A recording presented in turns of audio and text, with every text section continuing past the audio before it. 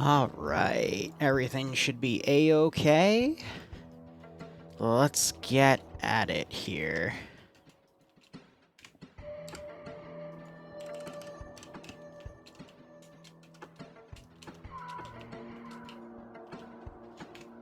Why is my camera?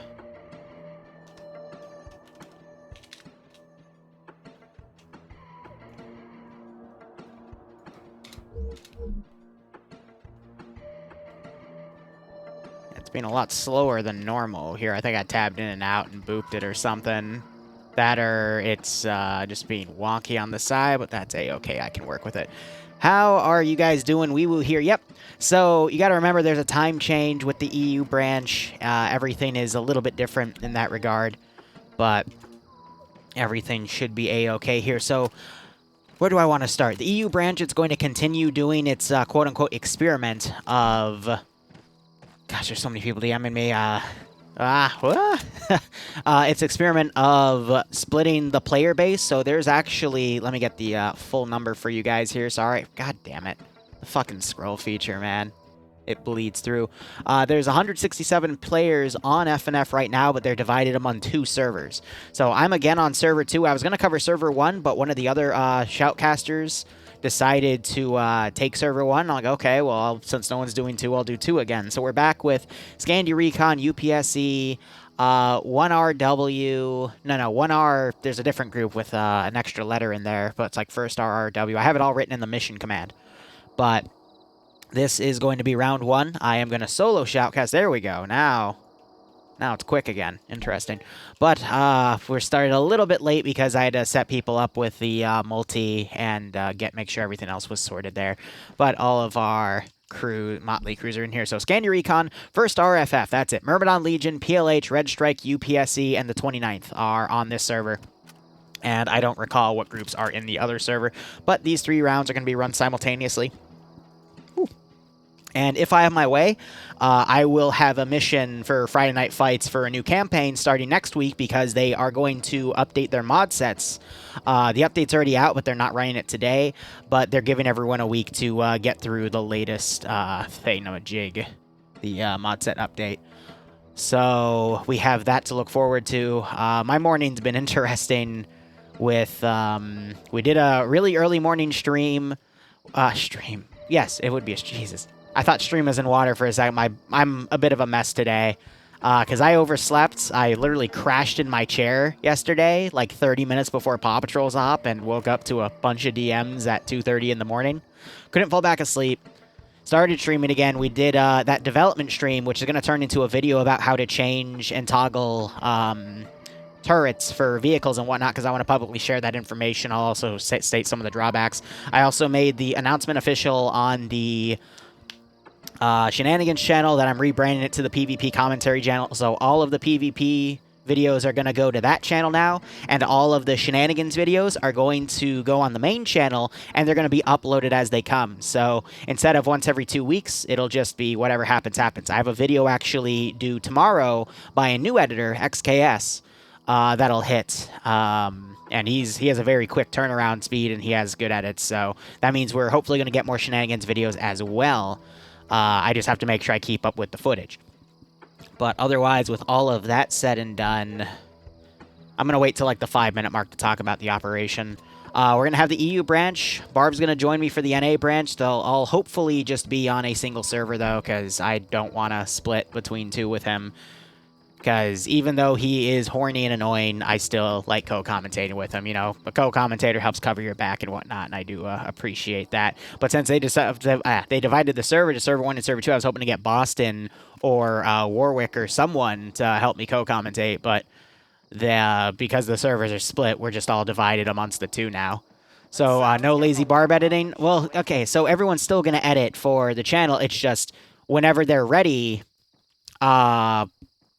I will just upload it, and then right now I'm working on a payment thing with them where between 50 and 75% of the revenue... I'm starting with 50 so far because I want to see where it goes, but after 1 week, I'll give them a payment, like, you know, whatever percentage of the video we decide on, unless it's going viral, in which case we'll wait a month, and then I'll pay them the same percentage That way, it keeps them motivated, and it still, you know, it rewards them for the effort. So the more time they put on it, if it happens to go viral because their edits are really good, then they'll get more reward for it. And I think it'll be a better monetization system. And looking back, when Northern used to edit for me, way back when, his videos did really well on my channel. So I'm thinking, you know, we'll just move it to back, and then the PvP commentary stuff, which is really niche, we'll move that to the Shenanigans channel, and that'll have its own place, but hopefully it won't be messing with the algorithm of the main channel, because I noticed that the analytics, there were some spikes in it that were probably reflected by the Shenanigans channel, because YouTube saw that, you know, I'd post highlight videos, they'd get, you know, 10K views, great, but then the Shenanigans stuff would only get, like, you know, up to 2K. So I want to see in a month if that has any major change, because YouTube does not like my Shenanigans channel whatsoever. So it's just getting screwed by the system in that regard, but hey, whatever. Hopefully that'll mean, so for the VODS channel and the Shenanigans channel, that'll be like a few extra $100 from each channel to help me, because now I'm trying to budget off to see what what revenue stream I can use to pay off what. So, you know, these will be like for small bills and groceries, and that'll let me have like a grocery budget if I, you know, tie the channel to something. So, more on that later as we're, you know, finalizing looking at homes and picking spots to live. Bloodway and I have a lot of places to look at, but let's see. We're at the 5-minute mark yet? No. Oh my gosh, there's Russians everywhere. Yeah, I think those flags are fake. Okay, that's pretty interesting, but we'll, oh, wait another minute, then we'll get into the operation, so. Hopefully I won't crash again. I've scheduled myself some more breaks. I mean, I played a match of Homeworld Cataclysm today, just for the hell of it. And streamed it, just because I haven't done that in a long time, so I'm like, screw it, why not? And we'll see how things go. That's pretty funny. That this looks like a little mini campaign here, but we'll see how things go in that regard. But otherwise, it is about the 5-minute mark, so we're going to get started. Here is the map for FNF EU Round 1 today. It is going to be a sector control with no order of the sectors, so Blue 4 can take any at any time, and it's a UK Blue 4 force challenging Russian forces in the AO. Blue 4 has a 10% numbers advantage, a 1117 with that GMG scripted out because FNF does not like any autocannons or GMGs, because that's just how they roll, and 2 Humvees with no up armor on the turrets, and then they have some transport Vics in the form of 2 quad bikes, but otherwise they're going to mainly be on foot here, which is interesting. But I think, yeah, there's a bunch of transport trucks over here, which are outside of Blue 4 spawn radius, so that is to buy time for Op4 to get a bit more ready, because all these infantry are going to have to run over and get into those Vics. Within Blue 4, I do see members from 29th ID, Scandi Recon, and UPSC. You know, some big groups that you look at, especially, I thought I just saw T5 Bay part of them. Yep, so really big heavy hitters. T5 Bay is one of them. You have Guy Fieri, Legal Action, also with them. Kane with them as well. Really good individual players. And, of course, Scandi Recon. Nemesis is the #1 guy I watch out of there. But they're also all really good players. But we did notice in round 2 and 3 last week, UPSC and Scandi Recon, the dream team or so, I thought. They kicked ass in round 1, but round 2 and 3, they just fell flat on their face. And I think the coalition of other communities on Op4 is ready to give them that black eye. We've got Emzikov on the other team, another partnered guy on Twitch, who is mainly a Czech streamer, but he is great with PvP. He's brought his community over today. We have some Myrmidon Legion guys on Op4 as well. And otherwise, it looks to be a standard 2-squad approach here under the command of 2 groups. Because again, there's only about 80 players on this server because it's 167 divided by 2. But otherwise, Op4 is defending 2 sectors as Russians with 2 BTR-80s and various transport vehicles. So I believe Blue 4 is going to move up to the POW camp, take these transport trucks, and utilize them to go through, because in this 50-minute round, walking this entire distance would be hell. Now, I'm just looking around here. I want to see if there's anything special at these POW camps around here. I'm not seeing anything. Looks like this was Op4 spawn, actually. They also had 2 gases to use, but they chose not to. And we have a few outside the map. I think it's just the same exact template. Some more transport trucks around. All right. Otherwise, no interesting Easter eggs or whatnot. Or maybe there is one, but it's just buried away. I'm doing a lot of rule checking when I make the mission, because I want to see if I can put like a derelict random vehicle somewhere that could actually be like operable, but we'll see. Either way, Op4 appears to be going for a strong arm, weak arm defense strategy, which makes sense with only 40 players, give or take. But let's go ahead and look at these sectors before we start critiquing their strategy. So first sector is just the middle of a town here. It's a big town, really hard to defend with 40 players. I can understand why they'd want to go away with Sector 1 because of how everything else is set up here. Sector 2 is a bit of a smaller, not so much a smaller town, still a lot to work with, but the sector itself is these 4 research buildings, which can be really nice to kind of hide in. It's got some walls going through it, so I guess the hide commands didn't really work too well. But, you know, putting someone like behind this wall over here would actually be really cheeky. And that is in the sector, so that would be a really great way to kind of make this last if Op4 wants to play the clock. But with the amount of players on and these 2 sectors kind of being back-to-back, I don't think Op4 is going to have any good room for a clock play. And then Sector 3... honestly, is the biggest, like, stretched out town of them all. So in my opinion, Sector 3 would be the one you want to drop. And then go for Sector 2 and Sector 1. But I think they're just worried about the proximity of it, and they're going to try to use that to buy a few minutes. But out of all of the AO, Sector 3 is definitely kind of the worst one here. Otherwise, let's look at where our BTRs are deployed. So Command has taken 1 BTR and put it in this area, and the other BTR is being solo crewed by Short. No, he does have a +1 in there. Who's his +1? It is Fluffy from Alpha Squad. Okay. So with this being a weak arm, strong arm approach, what it means is, first off, there's 3 objectives. So there's a sacrifice play going along where... it's not even a sacrifice, excuse me, it's a scuttle play, where they don't even care about Sector 1. So that'll just be something for Blue 4 to go grab to do a checkbox because Op 4 doesn't have enough players to defend it. It would be a sacrifice play if, I mean, honestly, this isn't even a weak arm defense. This is a sacrifice play. There's only like 6 dudes here. And not even 5 dudes. So I think these guys are just going to run small-scale guerrilla warfare. They have the vehicle stashed away right here, so if they need to pull out, they can quickly try to regroup and pull out here. And I do like where everyone is. Oh, I thought Paladin would... I think he's going to climb up here and try to use this murder window if he can, because that's a really great spot to screw with people. But once you're there and they find you, you're not leaving alive.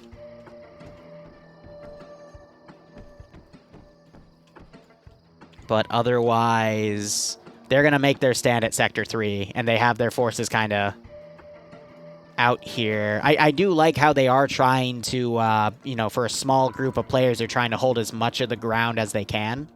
It does leave some pretty nasty blind spots, though. But I'm not sure if Blue 4 would risk a Thunder Run if they think that Op 4 is all in that group. So we'll just have to see how things play out. I could see Blue 4 systematically taking all of these sectors. They're getting everyone up to this prison camp here to get all of that sorted. And I think they'll choose who they want to load up where. But yeah, these are all transport trucks.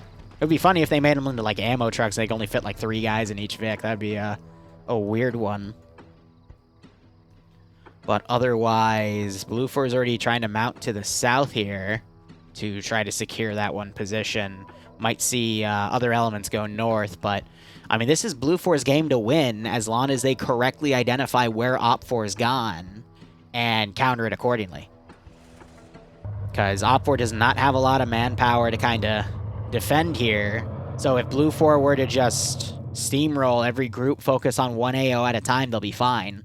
But by the time they hit both Sector 1 and 2, I think Op 4 is hoping that, you know, 20 or 30 minutes have eaten up on the clock, and then they'll be able to hold Sector 3 for, you know, the remaining 20 minutes of the round. But we do see one of the BTRs going up to Sector 1, I think to play another sacrifice play and just hold that sector. again, just to stall the clock, and that's going to help Op4 in the end, but if Blue 4 is able to quickly counter with those Humvees, then it could go either way.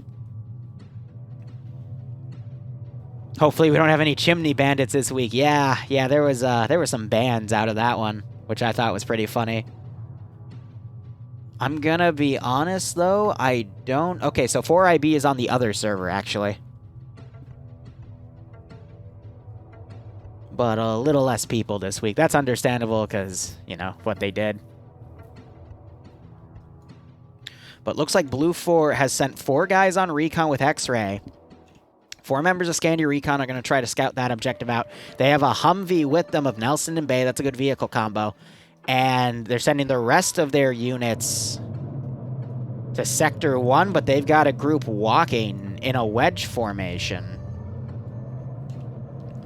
That's going to be a long walk. I'll see what they do, but I guess it's because they didn't... Yeah, they really separated the transport trucks out for only a few guys in each, which is understandable. I mean, unless those flatbeds don't allow for people to go in the back, which could also be it, because when I looked at them, they might have been the variants that you can only ride in the front car, but I don't know.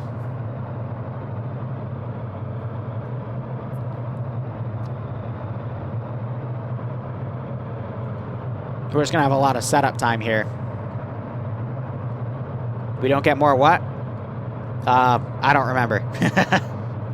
Hopefully people not being in chimneys. Yeah, that was it. Basically, don't cheat in PvP. Otherwise, I'll see you, and the admins will see you, and then I'll go, interesting.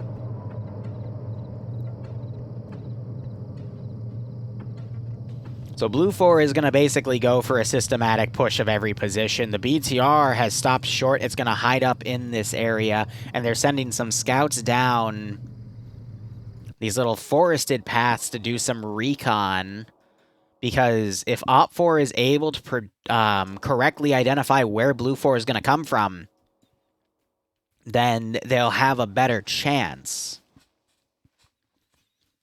If not, they're going to be in a lot of trouble. This is round 1 of EU, yep. Otherwise, how are you guys in chat doing?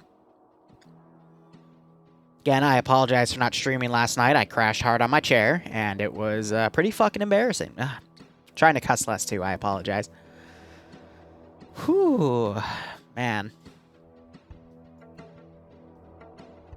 Finished work for the weekend? Nice, Donnie, nice.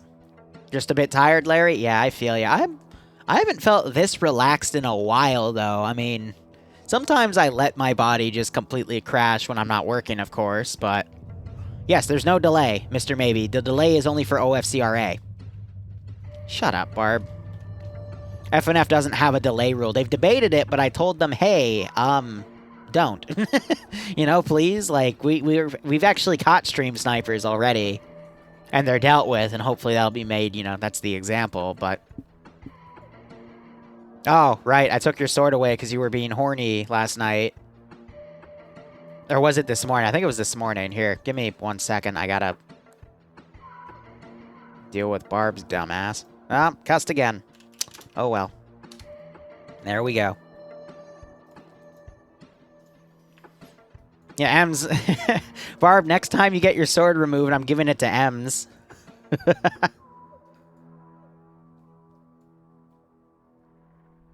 Yeah, I meant to put a 4th video up on the main channel, but I never got around to it. I just kind of relaxed today, trying to finish something for someone. I had to completely remake the Star Wars mod pack for the 506 because I narrowed down what they wanted, so I just completely remade it, and it is now much smaller, but it has more of, you know, what we're going to end up doing. Oh my gosh, guys. And I'm planning a really crazy meme op for next week, and I have one planned right now. I'm working on what I'll do for Paw Patrol, because Paw Patrol's op is actually gonna be on the 1st of April, but I'm gonna be doing 3 April Fools ops next week. So on Tuesday, I'm gonna go with House Aiden, but a lot of them are X501st arcs, so we're gonna make a massive joke op with the with a B3 battle droid, which are going to be the freaking peanuts, you know? And I've got a few other jokes I'm going to use because I can attach fluffers to the, you know, the small destroyer droids that you fight in, whatchamacallit, Republic Commando, because they have textures for those, so I'm just going to put fluffers in the middle of it just as a big freaking joke, but, you know, B3s and B4s, but I'm going to fit in all of my 501st jabs. And I am going to make one hell of a meme op in context. It's going to be fun. But we got that going. That'll be on Tuesday. Thursday for Paw Patrol, I'm going to do an interesting one-off. This is going to be funny because we're going to have a meme op, and then we're going to have Pay for Pain next week. So I guess this will just turn into a mini campaign. I'm also asking them if they have any time between now and Thursday if they want to run an additional op, because I blew them off because I was, you know, dead asleep in my chair. But otherwise, we'll maybe have something else for them this week if they choose to. But we'll do an actual April Fool's op for them. And then the Saturday, if you guys were up this morning, you saw that I was building a lot of custom vehicle indexing things for rescripting vehicle weaponry for CSAT VIX into TIOW Warhammer 40k stuff, because I'm going to have them fight CSAT, but my version of CSAT.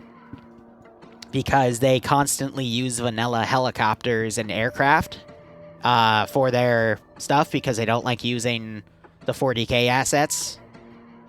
Because, I don't really care at this point. I hate seeing it when I use for them, so I'm going to give them a reason to have it by giving them a vanilla enemy. And it's funny because they have a custom ace, and it's kind of Bork the CSAT armor, so CSAT troops are actually, like, tough to kill with their guns.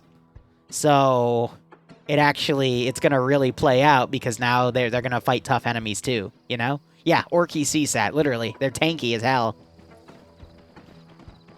So it'll be fun. I got 3 meme ops planned. I don't have anything meme planned for TSB because we did last week's Toyota War, but I am working on other stuff for them too. And then also next week on the Saturday too is the next multi-community op, which is going to be Guadalcanal. And it's really funny because CCO started up again for Coalition, and they're going to go the week after, but they're also doing a Guadalcanal op, and it also has the melee framework that I was using. So I thought that was a little interesting, but, you know, could be a coincidence, could be people stealing my ideas, which always happens, but, you know, I just kind of look at it and go, it's kind of sus, but great minds also think alike. I know Tanaka's a really good mission maker. And I do respect him in the sense that what he has to dev for any Coalition event, because they index all the inventories through HPP files, that is a pain in the ass to build. So, I mean, he has the patience to go through that, and I respect any mission maker that puts in the extra effort. Same with anyone that's verified on Twitch. I respect the fact that they got there. Unless they're a titty streamer, in which case I just look at them and go, I know why you got partner. I won't badmouth them, but I know why. But I would do it too in their shoes, so, you know. Indexing, yes, I said index. You heard it wrong then, Barb. Index is when you kill a scenario, forehead. Mission makers, we try.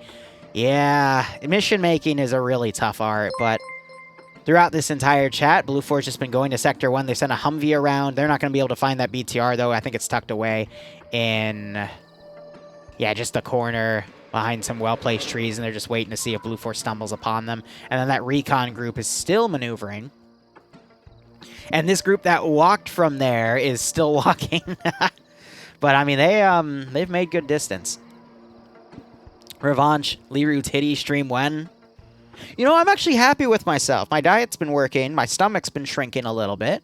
And, you know, I'm going to start getting back into my workout routine. I got in it for like 2 weeks, and then I gave up like an idiot. I need to stop doing that. I need to discipline myself a little better. But I need to, you know, firm everything up. But, I mean, my pool got opened again. It's not my pool. It's my parents' pool. But, you know, they have one at their house, and I occasionally like to crash there for a little bit. Just relax. And then freak out when there's a water snake. But, you know, deathly afraid of snakes. Take a break. 100 viewers heard it wrong. Okay, then I misspoke, and I apologize, Kingu. Revanche, what does that mean? That's okay, then. So, let's see. It's been about 15 minutes of the start time. If Blue 4 systematically does what they do with Sector 1 with Sector 2, I think it's looking good for Op 4 right now for winning on a time play, because Blue 4 is taking really long to make sure that everything's secure as they move up to the sector, but I think after this one's grabbed, they might rush to the next one at Sector 2, or they might have Recon just go down and take it, and if they come under fire, they'll send QRF. But Blue 4 needs to speed it up here, because otherwise they're going to be in a lot of trouble. And we have this two-man pair right here. I'm not going to say that name, but that's a great name. We do have one Humvee coming by of T5 Bay and Nelson. So I want to see... They also have someone else in there. Interesting. Oh, they hear that. They hear that over the cicadas. So they're probably on Whisper. They're going to report that up. Oh, they stopped. Oh, are these guys going to get up and try to do something, or are they going to hold out? Oh, wow. What are the odds?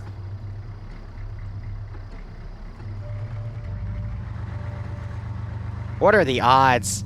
Op 4 could make a play right now, kill the gunner. Nope, they're going to hold. I think Mikey thought about it, though. That's funny.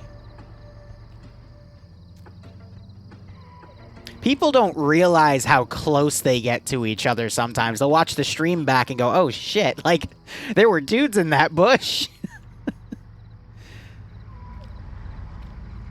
360 is pretty, looks like I need that delay. Nah, if they knew, they would have reacted. But see how they're, you know, they think they're clear right now. It's really easy to tell when a player's stream sniping, because the coincidences are very obvious. What would have happened there was they would have pointed their gun down the train tracks in that direction. They have no reason to do that. They kept it forward, though. And they would have just kind of slowly arced up and tried to bait Op 4 to make a move. That way they could claim that it was, oh, we just ran into them. But there's really easy ways to tell when people stream snipe. You just have to look at where they put their cameras, because once you know something's there, it's really hard to try to ignore it. I've dealt with stream snipers for many years. It's obvious. And then it's even funnier when they try to hide it. Like, I remember one time a few years ago, someone was obviously stream sniping, but when he would stream snipe, he would know where the bad guys are. Against AI, he would literally look the opposite direction with his gun. So after the third time, where he knows contacts are to the southwest, for example, he'd be pointing the gun to the north, the like opposite side of the Vic, to like the northeast, and I'd go, "What are you doing?" And then sure enough, someone heard his stream over his mic, and it's like, oh, he's just trying not to get caught by doing like the dumbest thing ever. But now we got the command BTR pushing up, because I think it's going to try to find that Humvee and take it out. That sector still hasn't been captured. No one wants to walk in there and just take it. This is just eating up the clock and doing better for Op 4 here, but I think Blue 4 knows that time's starting to be taken, so they're starting to push people around. If they come over here, they might find bigger trucks. I think that's exactly what they're doing. They're looking for more transport trucks, and they're going to find Op 4 spawn. Neat. See, but now Op 4 knows that that Humvee's there, so they've sent a BTR here to just kind of watch and wait. And they might be able... Ooh, they just cut off their view. I think the BTR is going to be able to get away.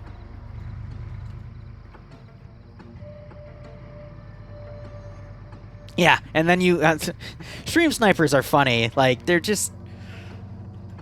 the things that happen. Like, hearing my voice through his mic, I'm like, what the hell? You know? Like, that's me. I have a very distinct voice. I know it because I hate it, but... I'm like, why? Like, what are you doing? But yeah, no, these guys are going to capture the VIX. They're going to drive it back to Sector 1. That's going to help speed Blue 4 up a bit. But now we have this Humvee in the open. The question is, can Op 4 spot it? And I don't think the answer is going to be yes here, because they went in the low ground, and they might not have been able to see it in time.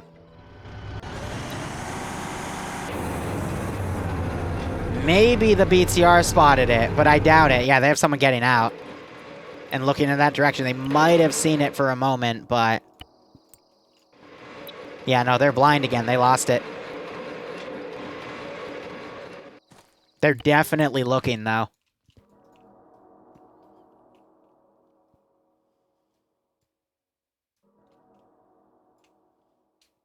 Is that the 100 level patron? Jesus Christ, guys, come on. Stop it. Get some help. So we have the other M2 Humvee coming down the main road here. We've got a group of 6 plus the driver, so that's that'd be about 5 guys in there. They're stopping short. Might run in this BTR. This BTR is a really good play, though. Because if it just hides here and no one notices it, and Blue Force starts trying to cross an open field, it's going to gun down a lot of people. And that might just give OpFor the advantage here. But the thing is, X-Ray is going to have to take Sector 2 on their own. They're Scandi Recon, very good players. They're fighting ML, who I would say is average in what I've seen in FNF. Though I've seen Paladin do some crazy shit, but he never plays the objective. He goes for kills, but defending, that'll help him out here. And I've seen these guys around. They know what they're doing. So it should be a good fight. I do suspect Recon will be able to win that fight, though. But it could go either way, because, you know, I've seen Scandi Recon get their asses kicked the past week with UPSE beside them.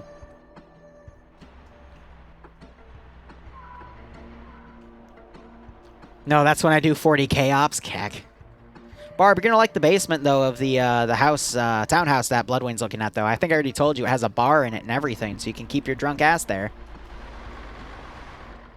So these guys have their engine off, so they're gonna hear that vehicle if it comes by and have the gun ready. And they're pulled in, so I don't think Blue Force is gonna spot them, but... when are they gonna react? Because that engine is clearly audible. Saw some movement on the driver's seat there. That gun should be turned right at this point, because that Vic could walk up on him. But if they don't notice that BTR over there and start peeking out from the side and start driving and that BTR is ready to go, it can easily murder that Vic with that 14.5mm cannon. Broadside shots, aim for the driver's seat, get it dead in the water, hit the gun a few times, they'll be fine. You got the commander pulling his binos out, trying to look. That BTR still hasn't reacted yet.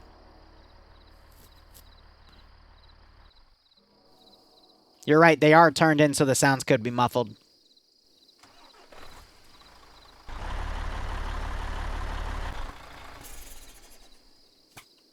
I'm surprised no one's turned out then to listen, but I guess they're just waiting on orders to be on standby, and that BTR is still hunting for that Humvee. Humvee has now gotten out. They're trying to see if there's any resistance here, because otherwise I think they're just going to charge in. So if OpFor hides well enough to bait Blue 4 in a Thunder Run, we could see something interesting happen, and OpFor could completely take the advantage over, but I think Blue 4 is starting to spot some of these trenches, so they know OpFor is here, so they're going to take this one cautiously.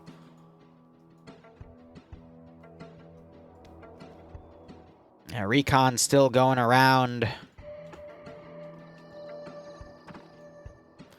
So Blue 4, if Recon engages early enough, they can still send reinforcements, but Blue 4 is also waiting for the rest of their force to come in here. You got Mike and Lusaud here. Command staying in the back line, I think, because they have this gas right here.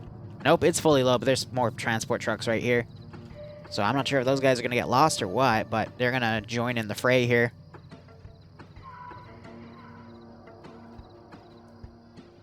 Oh, yeah, no, the best thing for OpFor would honestly be, like, a vehicle charge goes by and that 14.5 starts going to town. They only get 50 shots, though, and that ammo goes by fast. So hopefully they'll prioritize this vehicle, because otherwise the 1117 has 100 rounds in its 50 cal box, and that's gonna just murder the inside of that BTR. But if the BTR can utilize the element of surprise, it will more than likely win that fight. If they nail the gunner immediately and then aim for the driver, or at least disable the gun. There's a lot of ways that they can do damage, but if the 1117 spots them, it's over for the BTR unless the BTR gets lucky with its shots, because the 1117 is faster, it's more maneuverable, and it has double the ammo that can actually, you know, penetrate and hurt the Vic. Alright, so you got those cars now. Trucks, I think, that would be bad if they dismount right here and start pushing up to the BTR, which the BTR would probably get a few ambush kills, but... Yep, they're gonna dismount right here and cut through, relying on that Vic for Overwatch. Yeah, so that BTR might get some, initial shots here, but someone's gonna blow this BTR up, or the BTR is gonna choke and not see the infantry coming. The infantry are gonna spot it first and take it out. Oh, that's funny. That was a great prediction by Op4 there about this BTR. So Omega, I believe, is commanding. He's in the other BTR that's trying to hunt the M2 Humvee at the moment. And command is now going up to that Vic. Oh. Yeah, so he finally decided to start doing a sweep here. Or he's turning around to look, because maybe Op4 spotted some Blue 4 elements here.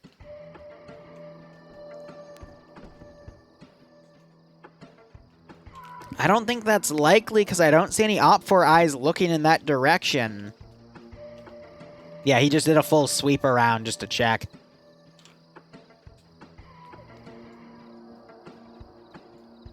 So my question is, are they going to go and reinforce taking Sector 2, grab transport, probably be the transport for Scandi Recon 2 to move them up? Because 7 people in that Vic, I think, is full. So maybe Command's going to drive a transport Vic up themselves. I think that's unlikely, and these guys are just going to join Sector 3, because otherwise they'd bring a Vic for Scandi Recon. Unless they're thinking maybe there's a transport vehicle for them to use, but if I was in Blue 4's shoes, knowing what I have, I would assume that Sector 3 is either an all eggs in one basket strategy or half and half.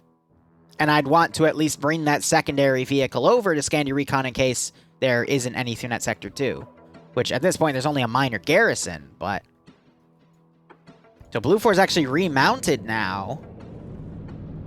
And they're going to go around. Yeah, you do have this BTR coming in on the Humvee. They might have gotten the spot.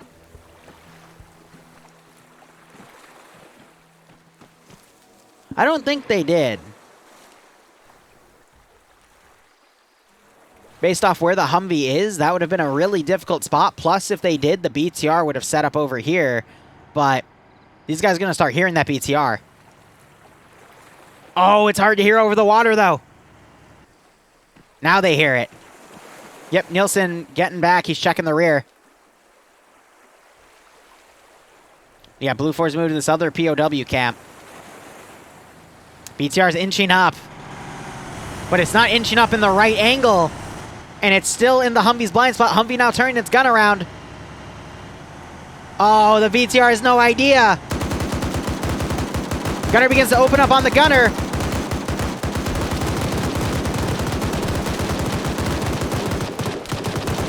It's not able to make any of those shots. Now the gunner's dead. Gunner, that is up. Both of them are dead. And that has left the vehicle mostly intact. So it's firing more shots here. Nelson can go over and steal, but at this rate, I think they're shooting out the gun completely. Of course, of course. They're making sure, but wow. So BTR 80 is going to be tough to, like, destroy the engine. We also have some more shots coming in over here. Blue 4 spotted these two Op4 scouts and started opening up on them. Now is that BTR going to react, though? It definitely hears those gunshots. Muffled or not. So is Blue 4... They might go over and just quickly take Sector 2, but that's going to leave only a little amount of time for Sector 3. Op4 might be able to successfully play a time strategy because Blue 4 just hasn't been reacting quick enough to their situation. They've just been going slow and methodical, which is great if you're an OFCRA, but when you only have 50 minutes to win the round, you gotta be a little more hasty in Friday night fights. I think these guys know they're going to come around, and they're going to come from the south. Nelson checking the BTR, making sure it's down. Arma glitches out and still considers it an enemy vehicle when another guy gets in if there's dead bodies in it from OPFOR. So that's why it appeared red for a second. Are these guys going to attack here or attack there? That's the real question. They're going right on the river instead of using the bridge, so that means I think they're going to attack Sector 2, but they're going to run out of time. So if these 5 defenders can hold Sector 2 till the 15-minute warning, that's going to force Blue 4 to do a Thunder Run. But Blue 4 might be able to get away with it since OPFOR is so scattered. This one's going to be a close one.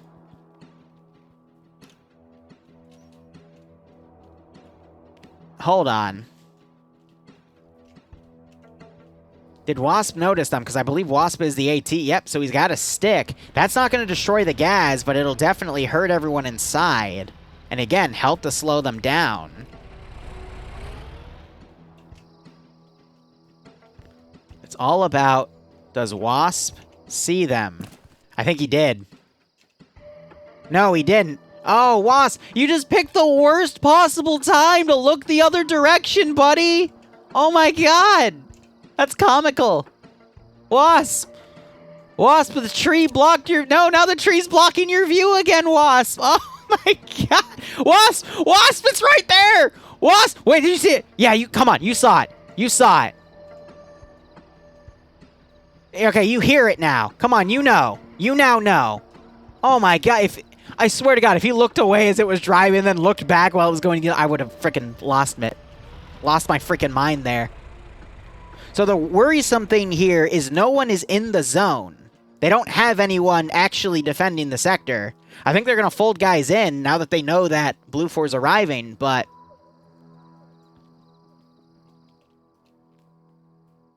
I'm not going to lie, if OPFOR is smart and they really wanted to stall, they'd put an explosive satchel down, kill some people, and then take both of that transport truck and the gas, and their gas, and just leave them stranded.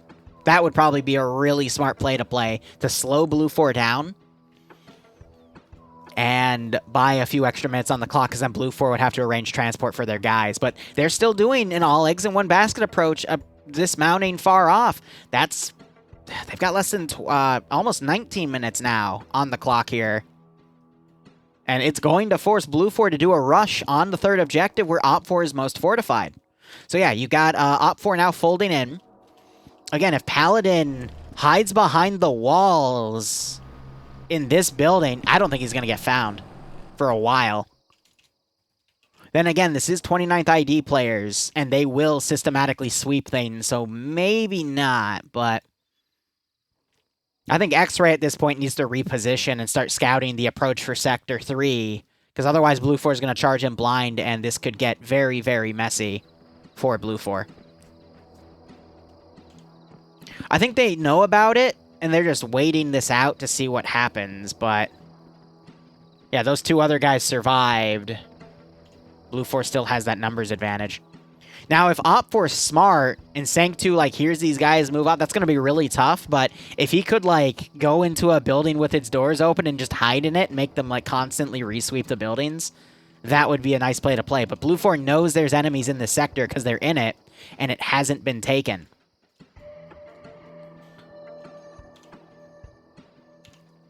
Every second they can stall here is going to help OPFOR, and at a certain point, if they're able to stall to 55... Wow, yeah, okay. One guy just got dropped. Another guy wow. Come on, ML, I gave you some credit, but... 2 of you just got dropped on the spot. Damn. Alright, it's up to Sank and Paladin to kind of hold their horses here. Sank is probably going to get breached on. Paladin's going to be able to hold. Anderson's running in. Well, at least that's kind of stalled them a little bit. Gates now looking around, seeing where he can breach. I think Sank's relying on if he hears that door open.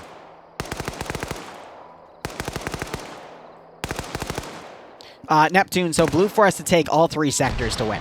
Op 4 at least has to hold 1 sector at a time or kill all of Blue 4 to win. And then if Blue 4 kills all of Op 4, they also win. So Paladin has run out, and he is now trying to counter breach. Gets 1 kill. Runs out of bullets, and Anderson drops him. Little bit of desync right there, but Anderson now potentially taking some friendly fire. Nope, they're just suppressing. I did say earlier that Paladin is the type of guy to go for kills instead of play the objective, and that, in my opinion, was not the smartest thing to do. They need to be like Sanctu here and just hold their ground in a building and relax. I think Faltney just heard that door open slightly. Because he knows now. So if he starts spraying, he's going to wait for a guarantee because he doesn't want to spook him. But Sank's getting antsy, and I think he's about to pay for it. Yep. Sank just needs to hold the building. The longer he keeps Blue 4 here, the better. But now, okay, the game's up because Blue 4 is repositioning some of their force here. Yeah, Sank, I don't know what you're doing, man. There it is. That's Sector 2 down. Honestly, they should have just played Ring Around the Rosie with Blue 4. They shouldn't have gone for kills. They should have just hid and kept more of Blue 4's force out, because the less units Blue 4 has to hit the last sector where Op 4 is the strongest, the better their chance. Now, we could still see some points here. Wasp could AT 1 Vic and then get in the other Vic and drive off and strand these guys, but I don't think he's going to be quick enough, and I think he's going to be picked off before it happens. Meanwhile, the BTR is still there. Blue 4 is completely repositioned. And Op 4 is now going over to Sector 3 to fold in, realizing Blue 4 is more than likely going to go for a rush strat. There's the 15 minutes remaining call. Yeah, so with Ace, you can partially open doors. It's really useful, but people hear the door, and it's a great way to get screwed. But yeah, Wasp at this point just needs to steal the transport vehicle and get out. But I don't think he's going to do that. He's, again, going to go for kills instead. Hold up. Nope. Yeah. Perfect. Just don't miss.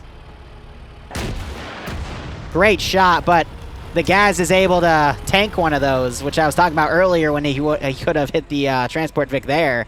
Because Gazes are really great, but he's being a distraction, that's for sure. Blue 4 is trying to push as far as they can. Yeah, flanked, killed by Martin there.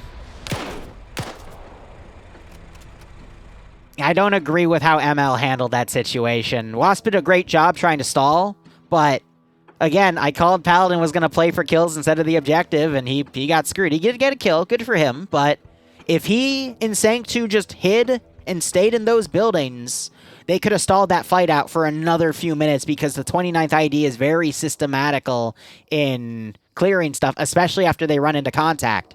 It would have taken them a hot second. Also, I saw someone wounded over here. Coda. I guess they hit a bush. Okay, so this is interesting. Op 4 is going to be drawn to this 50 cal fire. At least that's what Blue 4 is hoping for by using this 50 cal to fire from afar. I don't think they've seen Cheese here, but I think they're just trying to pull eyes away from where Blue 4 is actually going in. It's a good feint.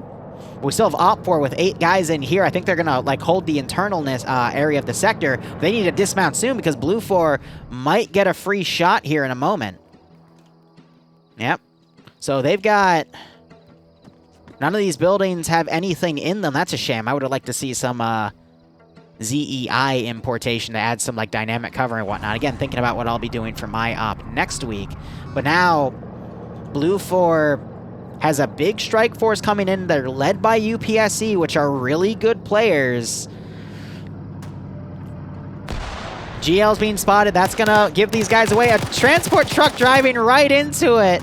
Mike's going to run in with that M72. Now it's way too close. Oh, that's comedic. Yeah, he's going to put it away because it's right there. Also, the UK were given G36s this round. Interesting. Yeah. I don't know. I think this group is going to easily be able to spearhead in. We are down to 9 minutes, but Actually, no. 12 minutes about. But Op4 is just falling really hard. I don't know. So the issue is, the point now is moot about ML holding for longer because this force was already on the way. But Op4 just, they had a lot of time to prepare and they just haven't done it yet. So is that BTR recalled yet? Yes, it is. So that BTR is coming back. I think it's going to deploy here and try to get some shots from the open. That'll be a little devastating. That'll slow Blue 4 down a bit. But you've got this Humvee now running with T5, Bay, Hudson, and Nelson. 3 really good players. Bay, one of my top picks. And they're going to now try to infiltrate the sector itself. Explosive charge going off. It was a little early, though, unfortunately.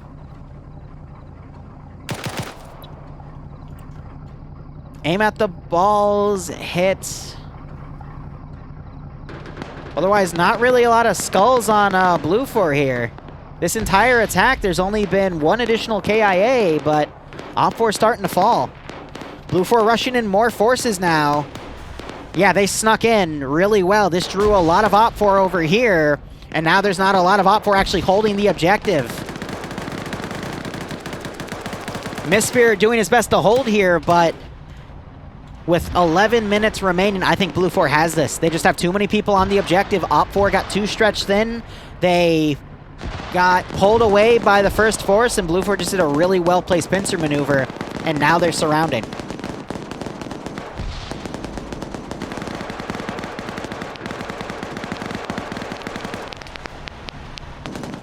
Triple 17's moving up. Is there any AT?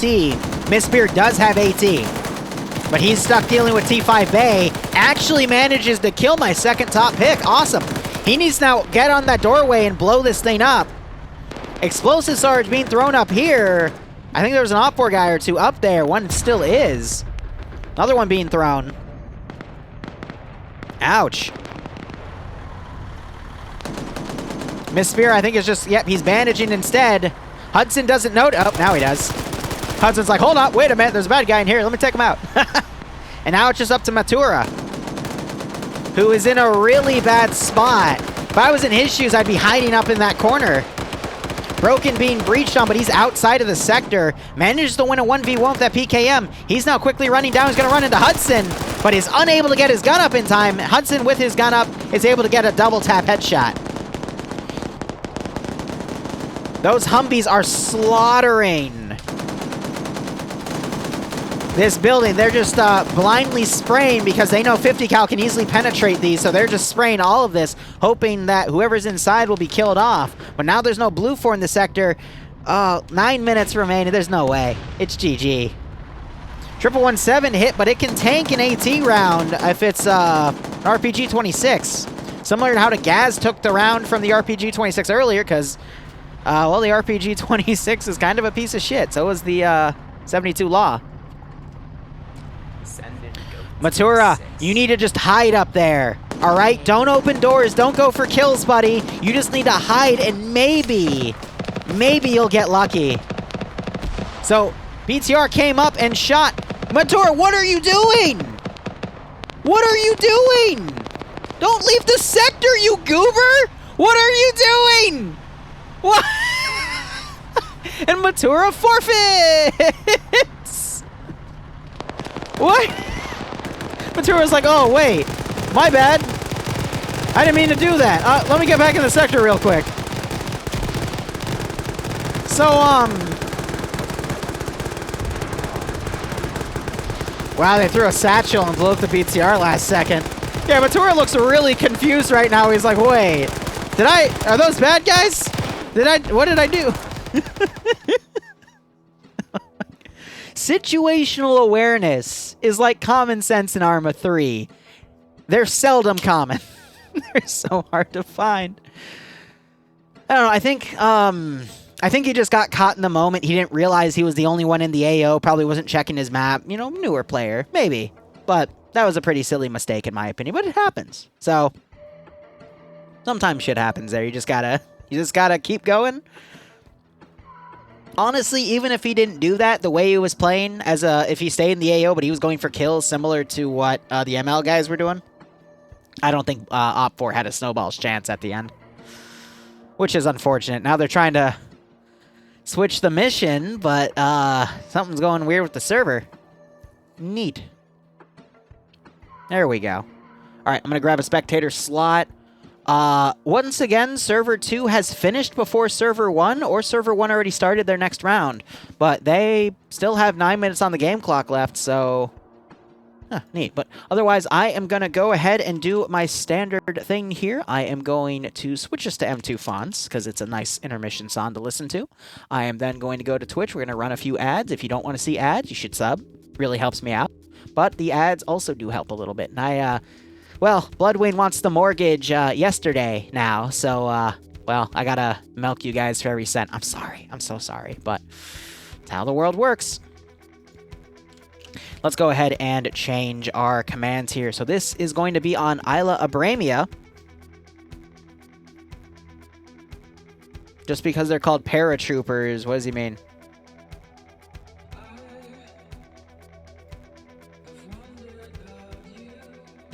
Doesn't mean they're actually parachuting. Oh, okay. So we might have a parachute squad or something here.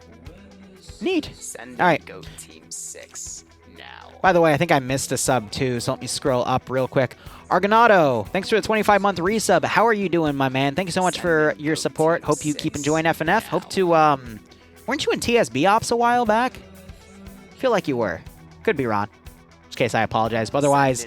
Donnie, thanks for the 5 gift subs. If you got a sub from Donnie, make sure you thank him. Otherwise, I hope you all keep enjoying the ops. Hope you're staying safe on COVID. And I hope you get a kick out of the next round of Friday Night Fights.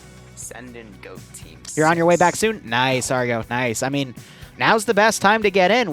We've got the headless client server up. We're making the transfer now from Achilles to Zeus Enhanced. And we're also making the transfer to put Lamb's AI on our servers to replace some issues with VCOM that we've been having. So we're getting upgrades, and then we're also looking into HAL, but again, it doesn't really look like it's what we want because it just you know, everything with Lambs that we're upgrading for is, you know, the same features in HAL. But I'm giving it a 1-over because you never know. And Mobius Reaper, thank you so much for the tier 1 sub. I guess the ads were enough for you, right? Hope you keep enjoying the operations, man. Hope you get a kick out of Friday Night Fights, and I hope you're staying safe on COVID as well.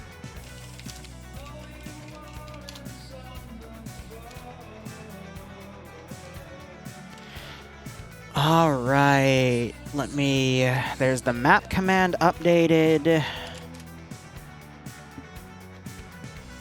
And it's an uplink, so 3 terminals, blue for attacking independent. I will give you a shout out 1 second, let me get this written out. This is round 2 of the U branch. Those are gift subs, because I'm not hearing any wording with it. U branch where Go Team 6 now.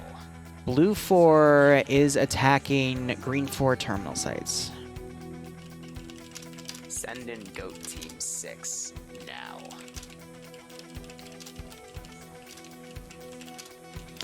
Blue 4 has Send in Go Team 15% 6 numbers advantage. now.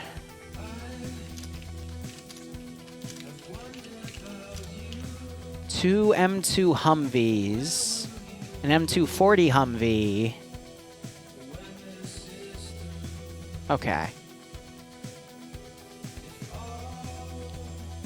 A Huey, 2 M2 Humvees, an M240 Humvee, and 4 unarmed Sport M113s, while Green 4 has 2 BTR-70s and a UAZ Dishka. That's a fair fight.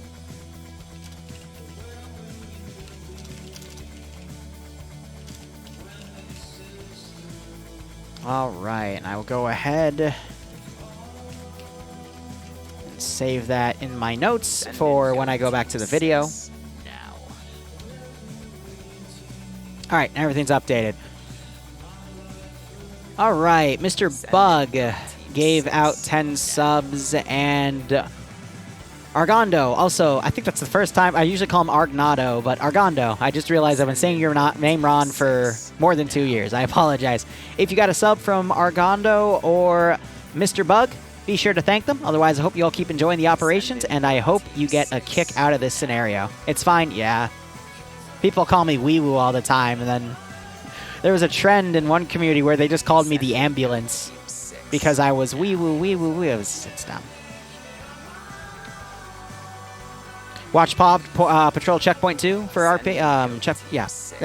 Checkpoint 2, checkpoint RP 2. Yeah. So we're gonna do another checkpoint RP in like August. I'm gonna give a break on that because I want to give them a legitimate campaign. But we're gonna do an April Fool's op. I just haven't cleared it with them yet, but I want to do an April Fool's op just to have some have a break, give them something really good because I screwed up yesterday and fell asleep in my chair. And then afterwards we're gonna have a pay for pain op with them. And I need that pay for pain to go well, guys, because I have 3K left for my down payment that I gotta pay. And Bloodwing wants it potentially like 15th of April-ish. Because she's really excited for this one house we found. We're gonna go look at it. It's got a bunch of finishings. It's on the higher end of our budget, which means we'll probably have to, put the full down payment down. And it also has an early close date. So we could, get it in a fast sale and maybe at a, slight discount. But it's got a lot of, if not everything we need. So we just got to go look at it. But Barb, you try telling the Greek woman who's getting fast-tracked in a government contracting company who has a fucking roadmap for her because of the work she puts in to work harder or to pay more, okay? I don't want that ass kicking, okay? Oh, yeah, not even kidding. So she got promoted a month ago, and then she was, actually, it wasn't a month ago. It was like 2 weeks ago. Yeah, 2 weeks ago she got offered a promotion, and she got a merit increase a month ago, and she is now due for, like, a level promotion, which is a big thing, in under a year. And they're making a roadmap for her to get to the second highest level in the company.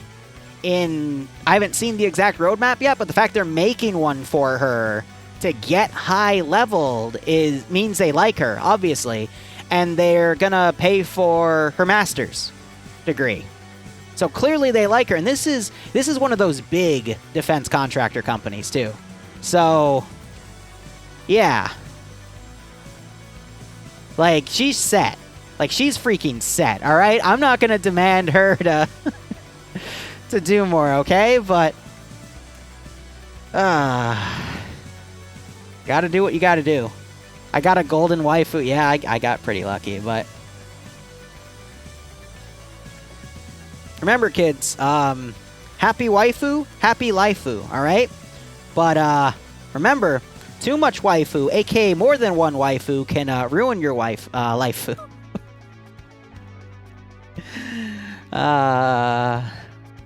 Yeah.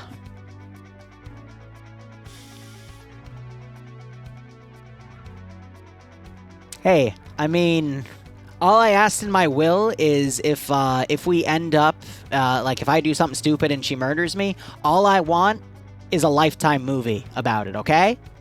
And then they'll go, yeah, he was a famous YouTuber that was stabbed to death because he did something stupid. We'd probably blame Barbarian for it, though. Yeah, it's probably Barb. Barb made me do it. Technically, no one spotted it yet. Hear something. Okay, thank you, Jarl4321.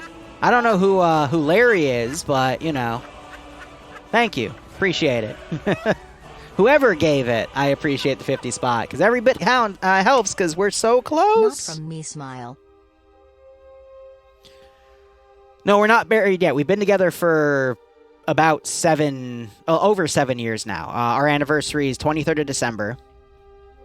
She wanted it to be a month later because that's when we got together, but our first date was January 14th, and she wanted that to be the anniversary, but I somehow won that argument. It's probably Larry. Barb, you can't out people like that. French raid on Braz Army base. Oh. Sounds cool. Send in Goat Team 6. Oh, geez, Mod. How many subs was that? Was that 20? Just a hair lay. It's fine. Freaking hype train stuff, whatever. Get you guys free emotes and stuff. All right, so it's French versus local independent force. That's pretty cool.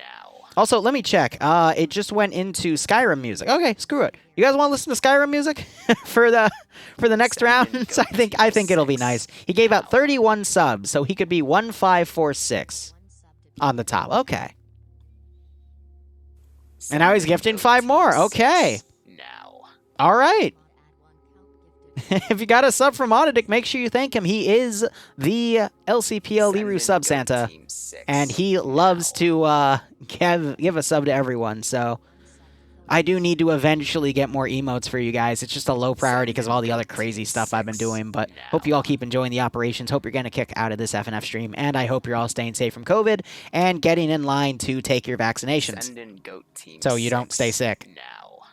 Unless you believe that there's microchips in them, in which case you do whatever the frick you want with your life. I don't care. Just don't cough on me. Team 6 now. Yeah, Barb, that all kind of fell through because I'm an idiot, but, you know, it happens. Now. 569 is a lot nicer number. Team 6. So the zone right here represents everywhere Green 4 can go in the 15-minute warm-up cycle, and the blue box represents everywhere that the UK can go. This red line, I think, represents the fact that Independent cannot cross this line. Usually that's what it means when a line is down, or it might also just be a map feature. But might not be. It might just be a line not cross. I wouldn't see why Independent would do a rush down, but Team 6 now. Go ahead and get everything set up here. So Independent spawning on the airfield. Here are their transport trucks, some gazes with some open tops, so they can put PKAPs on the top. You got the 2 BTR-70s. You have the UAZ Dishka there. Oh, MiGs! If only they were flyable. And you basically have them as an independent group here with this gear. Not bad, not bad. Oh, wait, do they have the Katiba? Ooh, yes. Usually the Katiba's a really good gun to have, but I've noticed that as of late, factions that have it haven't been keeping the same win rate as I've seen other factions. But usually that's also factoring in the Chinese kits, but the Chinese kits are pretty powerful, but Katibas are an all-around really nice gun. It's the vanilla CSAT weapon of choice, and it's pretty nice. And they're fighting French with the FAMASes. Team 6 now. All right, but otherwise they got the UH-1 with two 240 Golfs on the side, so that's 7.62. You have, of course, the armored 240 and the 2 unarmored 50 cal. That's such a weird trend. The 4 transport 113s, because those are amphibious. So I think they're offering them as if you want to like go around on the water, which is a really silly idea. But if you also notice, this little land is exposed right here, so they could literally just take the 113s over and then go from the north. But that would take a lot of time and really leave the 113s in the open. But it's a possibility. I wouldn't discount it, but I would also not expect it. Team 6 now. Yeah, we'll see what they do with that. Has FNF ever had an air asset? I mean, there you go. It's right there. There was a time they had 2 ops where both sides had Apaches, and it was an interesting fight. The gun was rescripted to be a chain gun with a 134, and they were given rocket pods, but they were flare rocket pods, so the damage was heavily nerfed, but it could still do something.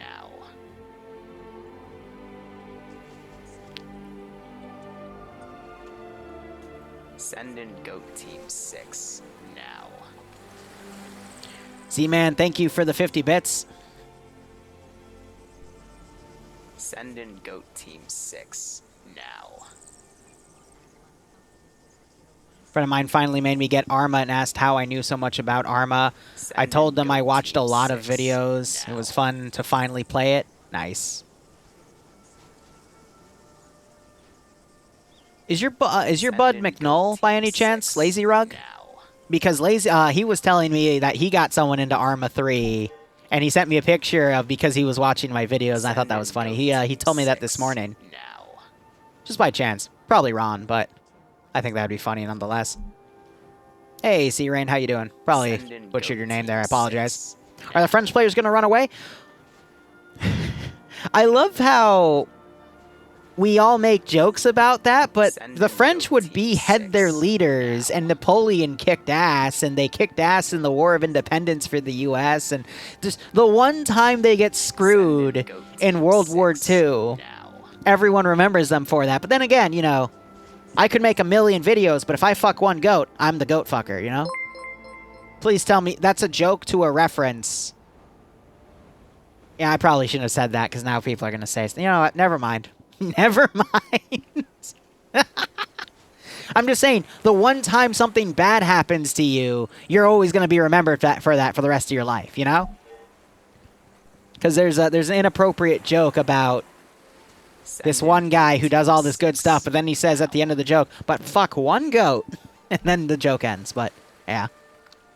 Don't fuck the freaking... Is that a Pepe magic carp? That's adorable. I love it. Ahem, Germany. Ha! Neutron, thank you so much for the tier 1 sub as well, my man. I hope you keep enjoying the operations, and I hope you get a kick out of this. And I'm just scrolling up to make sure we covered all of the subs, because Mod Addict is Sub Santa. I just want to make sure it didn't drown anything out. Excellent. This is why Liru likes goats so much. I swear, if I get a house and you people push me enough, if I ever make it big as an Arma 3 streamer, or just as a streamer, YouTuber in general, I will buy a goat, and I will stream with the goat. Okay? I'll have a balaclava on, but I will allow you guys to name the goat.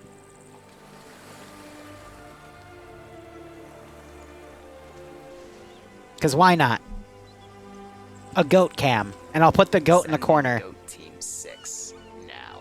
Bloodwayne is going to hate me for it, but I'll do it. I'll do it. Send the Boom gifting a sub to Goat Loves You. Aw, it's adorable. Hope you all keep enjoying the operations nonetheless, and I hope you get a kick out of this scenario. All right, let's take a quick look at the terminal sites here. So terminal site 1 is in a map area. It's like a army base, so nice perimeter wall. Has a front area, has a barracks building right here. That is part of the base game. All right, cool. And, you know, a few entryways on the side, but also has an internal perimeter right here, which is nice. This could be an easily defendable objective. Z-Man, 20 more bits for the goats. What scares me, though, is that this castle's right next to it, but this would be a really good overwatch point for them to have a guy on. Then that hill, they could have another guy, and they could really scout things out. Because you got to remember, it's only like 40v40, but with a number advantage to blue 4, so like 45v35. So every man counts. Second base here appears to be a research complex, because you got these research symbols here. Terminal's a little close to the perimeter for my liking. If the terminal was in this big building instead, that'd be a little bit better, but they have to play off of that. So this one's a bit tougher, and there's a lot of room for Blue 4 to get close. But if Op 4 were to play a space defense here, where they, you know, space out on this ridge instead of holding the objective, they could hold, but they don't have the numbers for that today. And then the third objective is on the airfield. And I'm going to be honest with you guys, I think this is the best objective to hold, because there are 2 choke points.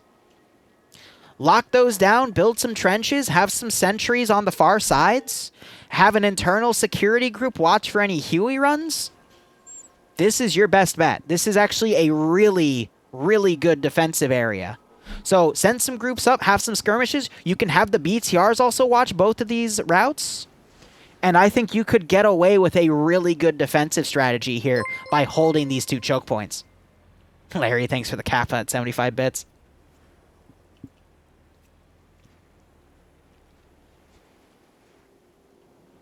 It's going to be a toughie, though. But there's actually some really nice Overwatch points you have, and some decent buildings to utilize with some good cover.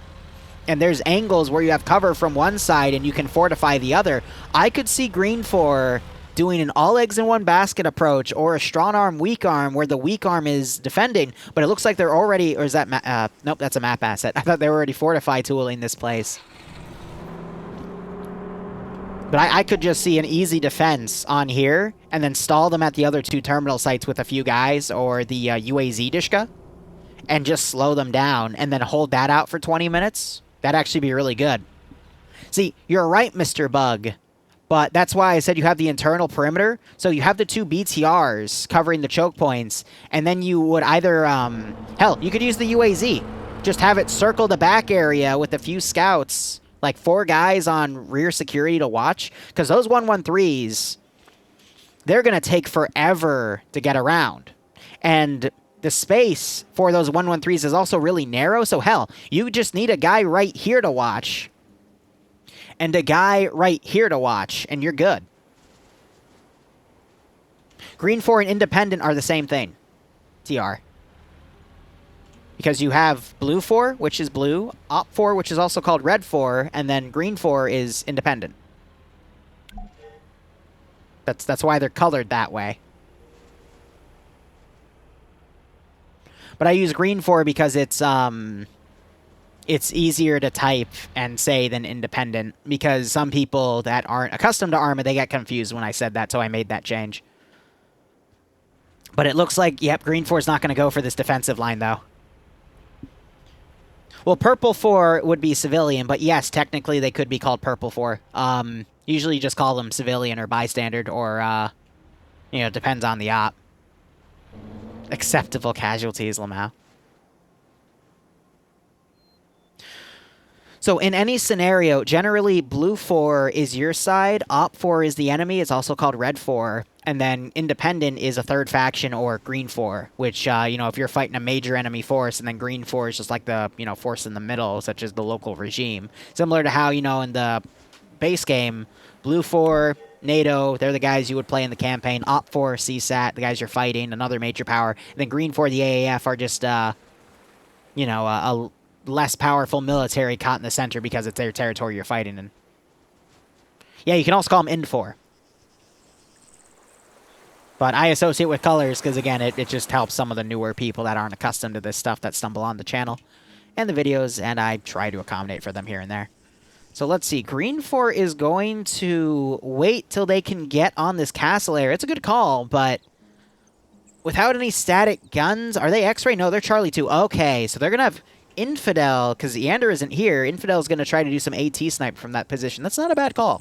That could actually work really well if they ranged out properly, but, oh man, Eander's missing out. He would love this AO. To be in a castle and shoot AT from really far distances, yeah, he would go for that. You got X-Ray going off in the distance, also going north. And then more Vix. I think they're going to try to hold out Terminal 1. Maybe you'll see a quick pullback to Terminal 3, but nope, everyone's mounting up and leaving. I don't agree with that. I would have tried to hold Terminal 3 and just had the UAZ and X-Ray and Charlie 2 go up and try to, like, snipe vehicles and whatnot. That's okay. Anders' armor's not working? Ouch. But yeah, Scandy's going to take the tower right there. There, Charlie 2. So by the way, ML back on Blue 4. Emzakov's guys are also back on Blue 4. Looks like the factions actually stayed the same. You still have UPSE with Scandy Recon here. Let's see if they can recreate the magic, because they won round 1 and now they're sticking with their groups and they're gonna try to play this for round 2. I think it's because they want revenge, because this is the same group that wiped them 2 times in a row last week, back to back in rounds 2 and 3. Are the French players playing France? So none of them are French, I believe, in terms of groups, but they have FAMASs and they are they've got French fatigues. It's somewhere on the uniform. Yeah, so on their plate carriers, for example, they're not actually French. Yeah, we actually saw the flag on the side there too for a brief second. But I know OFCRA, the group I commentate for on Thursdays, they've got a lot more of a diverse community. There's a lot of French players in there because that's OFCRA is a French community itself, but the other groups they bring in Czechs. Someone corrected me, it's not Czechoslovakia anymore, it's the Czech Republic. I apologize for that. But it's usually British, French, Czechs, a few Russians. Big amount of European groups, not really a lot of American groups, and it's a nice different side to see for Arma 3 PvP, because that's 2 hours of one life PvP, and it gets very, very tactical. It's pretty cool. Or Czechia, that's fair. Big explosion near Scandi. I don't think they have a demo spec, though. So it's T5 Bay, I think, planting explosives then. And he knows how to play his explosive trap, so I'll be excited to see what he's able to get away with that. But... no way! Are they going for a counter rush? They're gonna go for a counter rush.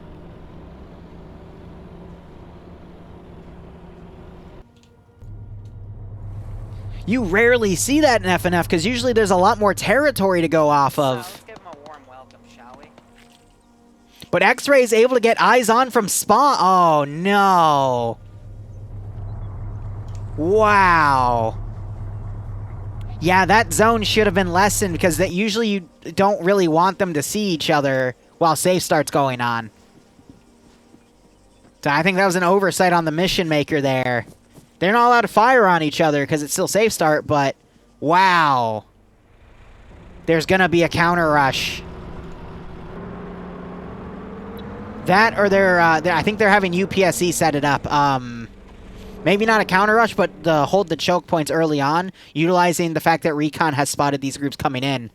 This, I've never seen this in FNF before. Yanni just got disconnected. There's a minute to go. Helicopters are starting to spool up. They're going to get a small team in there, but this is... wow. This is going to be messy. Taking the words right out of my mouth, Mr. Maybe. This is going to be an interesting one. It's CC07 all over again. There goes the op, and immediately Feltney starts opening up. Trying to get a free kill on the gunner. Gunner turns in. He needs to now reposition, starting to try to hit the guys on the rear. If that chopper's smart, they'll try to go up and support. One man. Nope, he didn't. Nope, there is a... wait.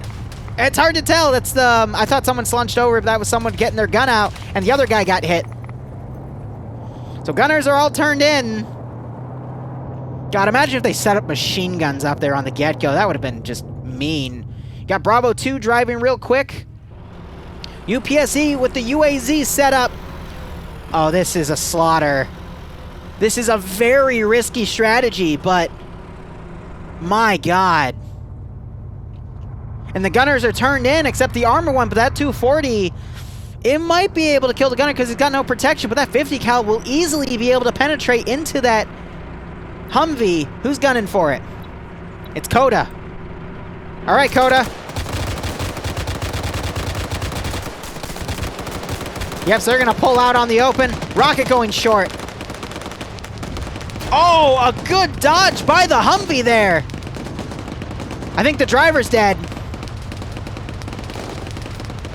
Casualties starting to mount for Blue 4. They're blowing through, though. They might try to dismount and flank. Bravo 2 came all the way back there to come around and make sure Blue 4 is going through everything here, so they might dismount on the rear. AT fired. It was Lawn. That is Infidel up there. Oh, Lawn again. But they just shot the driver. Great shot. That, I think, was Nemesis. There's the Katiba doing its work at longer ranges. It is a very powerful weapon, and now these guys are getting picked off. Oh, this is just a slaughter again. And Emzakov in that lead vehicle. Bravo 2, who's in there? That is 29th ID. They are dismounting early, and they're going to systematically sweep up there. And Server 1 just got into its second objective, so once again, Server 2 is leading here. One of the 113's coming up. Only has 2 guys in it, though.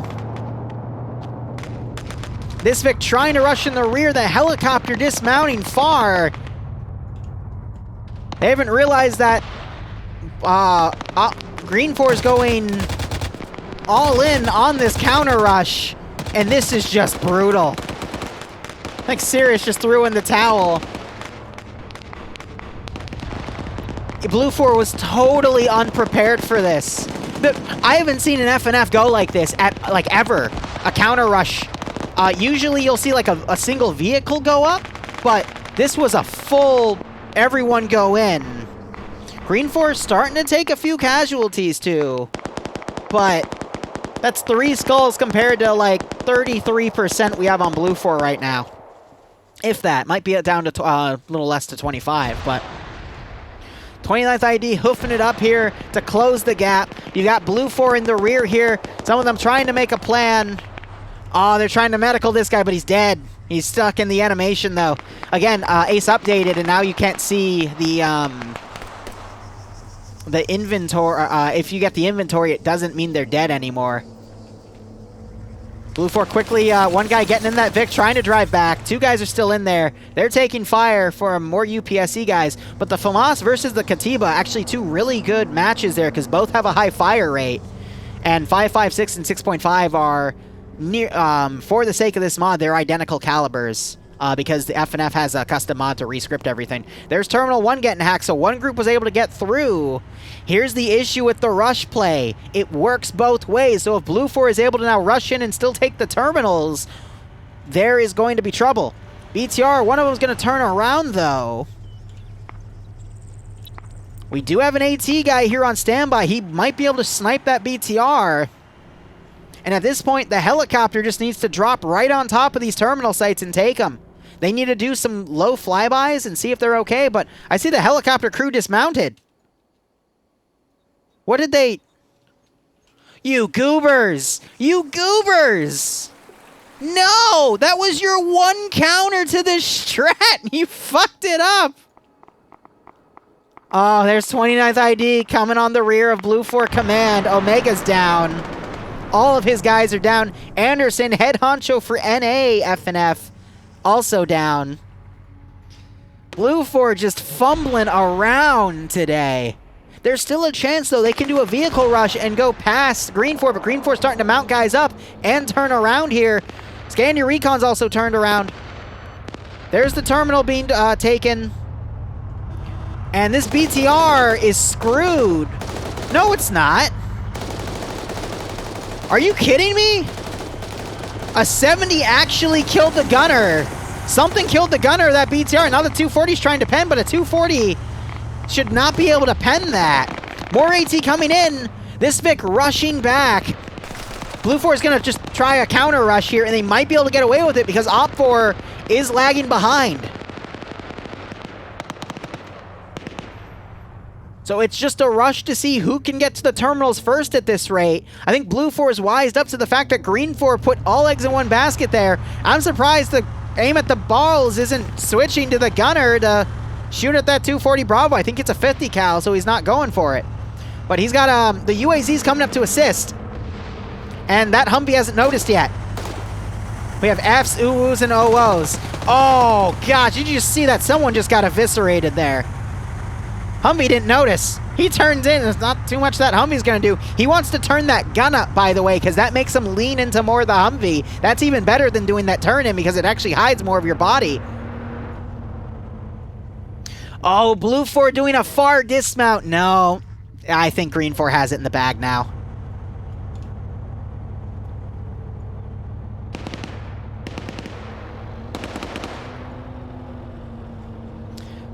Ladies and gentlemen, can you give me an F in chat for Blue 4? They got their asses kicked the first round in the last 9 minutes. They had a good plan, but it just fell through. And now they just got counter rushed to high hell. Everyone's turned in because they're realizing they're getting surrounded. Where's that UAZ to come up?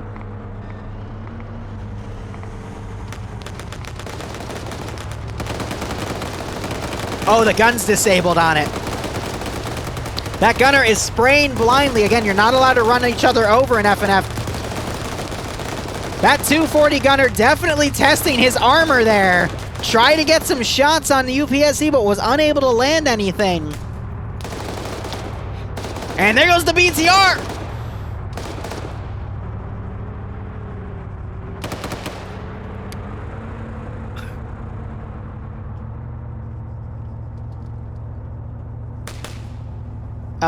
Yeah, Stars, you gotta be careful. Oh, I thought that was gonna run him over. I legitimately thought he was gonna get run over by his own BTR there. So he's getting in the gun. That 14.5 is gonna tear that Humvee apart, but I think the Humvee noticed and is now driving away. This is hilarious. I'm going to start getting in the habit of writing down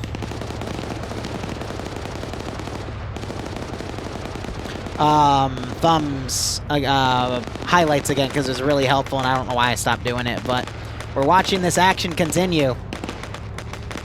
Again, UPSC trying to get out, but their weapons, they're going for a lucky headshot, which is really tough to make. They're really playing chicken with this thing. And that BTR, it's not going to be able to climb back. So we had Blackus try to get away. Pointman found him, though, and he's going to execute him. Handguns out. Shots go on the chest, but not the head. And they're still going for it. See, oh, the gunner finally gets hit. That Humvee screwed.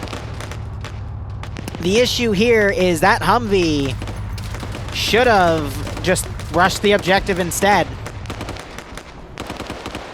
Blue 4's gotten to Terminal 2, but can they get one of these groups to rush to Terminal 3 and pull the rug out from under Green 4? Because Green 4's been getting distracted by this group. Engine just got shot out. Wasp is the only one left, and he is getting pushed. All right, Wasp, come on. Smokes and grenades being thrown over.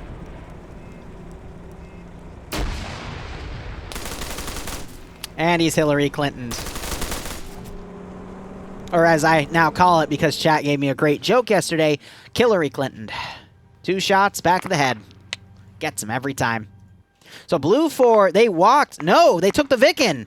They might be able to rush to Objective 3. You got Infidel and Scandi Recon coming in to try to stop it. 30 seconds on the clock. I don't think they're going to be successful here.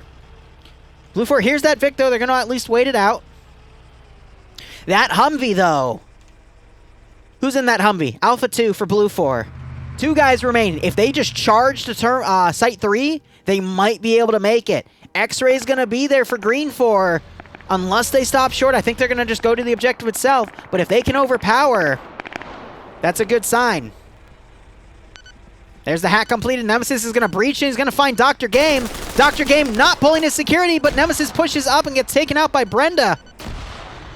Nasty 2 for 1 there. Nemesis likes to push when he's under contact, but he just got screwed. So I think Infidel's going to think they traded. He's still going to breach around systematically. I think he's going to think, nope, Brenda goes first. Doesn't get hit, though. He gets pushed and taken out. Mickey has to get out of here, but his transport Vic is cut off. He's going to get spotted by Azariah and taken out. Azariah, a.k.a. Lone Survivor of Us. And now here's more Green 4 Vics rushing back.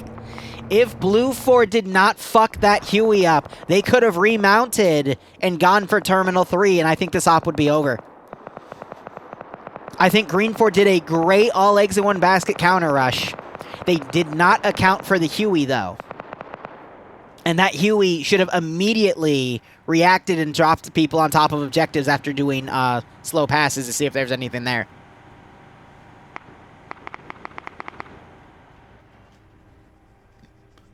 I'm not blaming Blue 4 here. This was a very tough call to make because there's never been that level of a counter rush done in FNF, at least to my knowledge. And yeah, it just all fell apart. Blue 4 stops short now with that one Vic. I think they're trying to recall who's still up. Blue 4 is definitely scattered at this point. I don't know, but this is going to allow Green 4 just to pull back and turtle the objective. This has definitely been the most intense early game round I've ever seen in quite a while. But yeah, Green 4 now going to hold this objective. If they're smart, they'll start playing. They'll put guys on choke points. They could space this one out really, really well. They still have both of the BTRs, even though one took a tumble. Those could just be solo crewed on the gun and watch the checkpoints. There's still a wounded guy in this Humvee, and Pointman is checking bodies. Yeah, he likes the FAMAS. He's taking that instead. Yeah, so the gunner is still unconscious. He's not going to wait back up, though, because it's a headshot. Now we're going to get a bit of a lull. I think this Blue 4 group is going to try to move in. It's going to be outnumbered, though. If Green 4 wises up and uses those choke points, though. Ooh. It was your standard UH-1 from RHS. So it's tanky, but the rotors, if you hit something with them, the rotors are going to break. And that's exactly what happened to him. Green 4 is a homebrew independent faction. They have Shannar's Defense Force armor. Wow! Are you kidding me?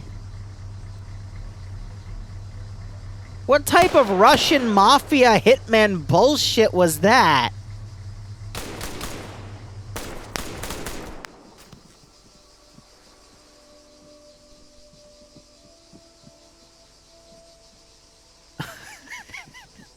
So I don't know what happened in the beginning. All I know is this Vic pulled in front of this one. Green 4 gets out.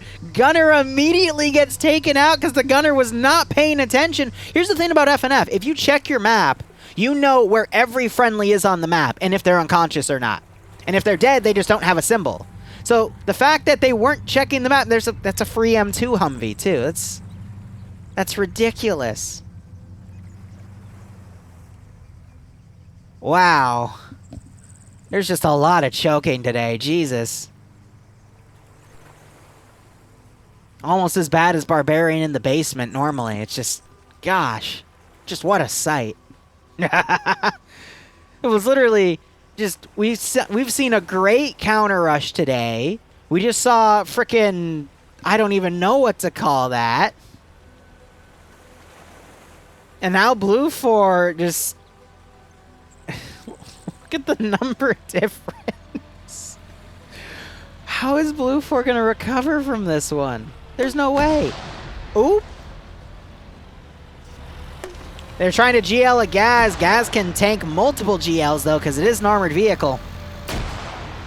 They're trying, though. They got a great first shot. If it was an open skin Vic, that would have done a lot more damage. But yeah, so they got aim at the stars here. He's going to have solo set up right there. If the other BTR comes back, they'll probably solo set it to watch north, though it looks like they actually pushed it here instead. But yeah, no, it's also watching checkpoint. It's GG. This is just going to be like 30 more minutes of waiting for Blue 4 to trickle in, you know?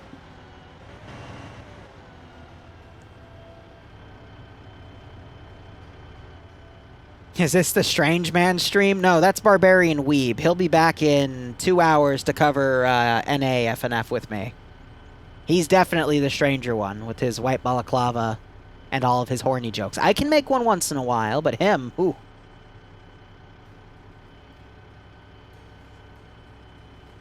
I honestly don't see how Blue 4 can get past this.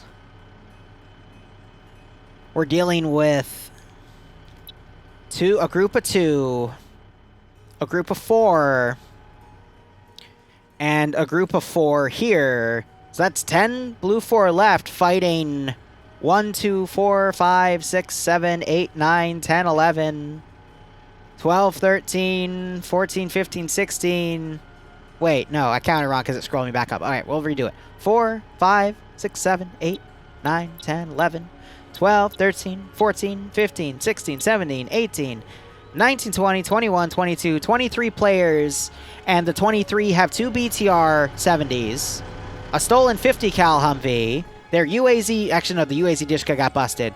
So basically 3 heavy guns, and 2 of those heavy guns are on APCs. So, I don't know. I do like how they actually have someone locking down the server room, though. And he's in my favorite spot to hide. I love it. But I'm going to either see Blue 4 pull a miracle here. This 4-man team's going to cross, sneak into the terminal, and somehow clutch. Or it's all going to fall apart. My money's on the latter, but still possible. There is a hole in Green 4's defense. They haven't put the far sentries out. They put this far sentry here. I don't get why they haven't put a far sentry out on the left yet. So that's going to bite them. But now they got a straight shot to the terminal. And if Green 4 gets lazy and spaces out their defense relying on guarding the choke points, I could see Blue 4 taking it out from under them. But it's going to be one hell of a defensive minute. One hell of a defensive minute. Audrey Hotto time, yeah, right?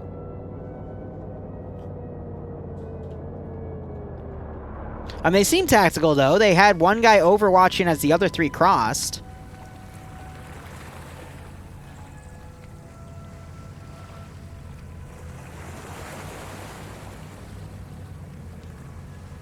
They hear the heavy vehicles, but realistically, if they come into here, they stay in the low ground. There's more low ground. They can get right up to the perimeter wall. They might see King's head, so they'll probably try to evade him. And then drop him, run up to the perimeter wall, and you should be good. Are they making a vehicle wall perimeter for cover around the Vic? Oh, that's genius. And these guys, I doubt they have any AT. Yeah, that's funny. And then 2 of these guys are pilots, too. Then again, the MP7, it's a 40-round submachine gun. In this level of CQB, it might actually be useful, but the one fear is this BTR. But it's looking the wrong way, so they could avoid it. But even still, this is going to be a toughie. Got the 2-man team coming in, this 4-man team taking their sweet, sweet time. Someone just missed through a frag grenade. Oh no, it was a GL by these guys, and they're immediately spotted. And you're seeing the power of the stolen 50. They stole 2 50 cal cars. Both of their 50 cal cars. This is actually a good distraction. This might buy Blue 4 the opening here if Green 4 now turns and deals with that. This is Blue 4's best chance to sneak in, but they still have a lot of guys to fight through. Kane especially, really good player, but if he's no. Oh. Blue 4 might be able to sneak their strike team in. Because look at this. Green 4 is like, oh, contact, let's take him out. So they're pulling everything over. Blue 4 has an opportunity. Tekic just needs to, like, pop smoke grenades and be a distraction. I don't think they're in coordination with each other. Oh, these guys are going to be able to get right on top of the objective. Oh, man. We might see a clutch. This is going to probably be the coolest clutch I've ever gotten on FNF. The slaughtering of Blue 4. There goes Tekic, spotted by the 50 cal. Op 4 is going to start combing for more, but it's still going to buy Blue 4 that 2 minutes to get right up to the objective. They just spotted Green 4. They do not want to engage only if they're spotted. They want to sneak up as much as they can. Literally run in there, start the terminal, and just lock that building down. That's going to force Green 4 to throw in satchels to clear it out, but there's no explosive specialist nearby. I think Blue 4 is going to be able to clutch it, guys. They see Ballad up there. They need to avoid his line, but there's no way they'll be able to do it. Oh, that was a very bad call. Oh, they should have just went up, guns up. These grenades are going to slow them out. It's a smoke grenade, though. They lucked out. That's going to be a frag. See, that's going to cripple them all. They're screwed. Because now here comes Green 4 rushing back. They should not have opened up on that. They should have tried vaulting over instead and sneaking up further. Short's going to be able to get up here. Reinforcements quickly coming in. They got 2 guys that aren't crippled that are, I guess, going to pull security. These guys trying to go in the back. There's Bedovic going around. Gets crippled himself. Short down. Trades with this one guy. Mike now getting shot in the rear by elevation on Sholin. That's it. That's it. They should not have opened up that early. They needed to sneak in more and try to get into the building silently. I get why, but it was not the right call there. I think they thought more Green 4 guys would be doing the distractionary effort, but you got Wood still up, but I think Bedovic is about to get on him. Debekovic, excuse me.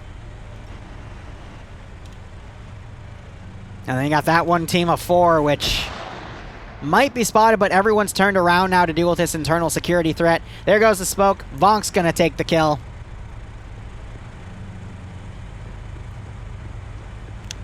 Reloads his mag. He's like, yeah, I'm not going to spoil this one. Hey, how you doing, buddy? Yeah, he's dead, and so are you. Well, his helmet was a little thick, but they wanted to bring the wall down on him. Yeah. Short needs to be double tapped, but he'll bleed out by the time those 4 guys get there. It wasn't thick enough to save him, definitely. Very close. But they should not have made that engagement. They should have all went and vaulted for the wall and risked getting spotted here instead of there. Because there's too much open ground right there for Green 4 to just turn everyone around and start engaging you. Yeah, Kodo was trying to steal that kill last second. There's double taps on short, and I think Money took it last second. Yeah. They tried. It was a very good try. They just opened up a little too early, thinking there wasn't as many people here. If there were less people, then that would have worked. But those grenades, I knew they were coming, because if they're that close and you cripple them with grenade throws, they're screwed. See, if they got the other 2 guys to run up with them, I think there would have still been a chance, because one guy traded with this guy up here, and they would have kept moving. They would have been able to get in the door and potentially lock that building down. But even then, it would have been very, very close. And after they identified they'd be in there, you would have seen both of those stolen 50 cals and both of those BTRs start peppering that building. And someone who is an explosive specialist would have thrown a satchel to collapse the building. They would have played it safe, but... oh, that was a messy one. That was a very, very messy one. I hope Blue 4 has better luck for round 3, but good God. This has been brutal.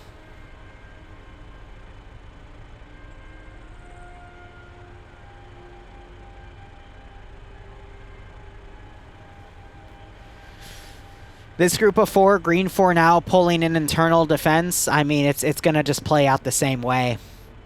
They might be able to get a few more kills, or the stars will align, and they'll both turn. All 4 of them will turn into Audrey Hotto Juniors and just take everyone out. We can dream, but Green 4 has their A game. Sholin's in a really good Overwatch position. They've got all these Vics around to utilize if they want to. I love how Blue 4 shot the engine out, but they weren't able to kill. Get the kill on Ballot, I believe. Ballot's lucky. He should have been dropped.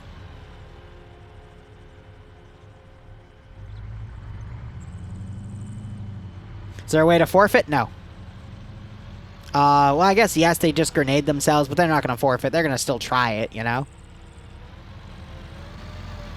Oh, this Vic's going to spot him. There's no way it doesn't. This is just a random patrol Vic now.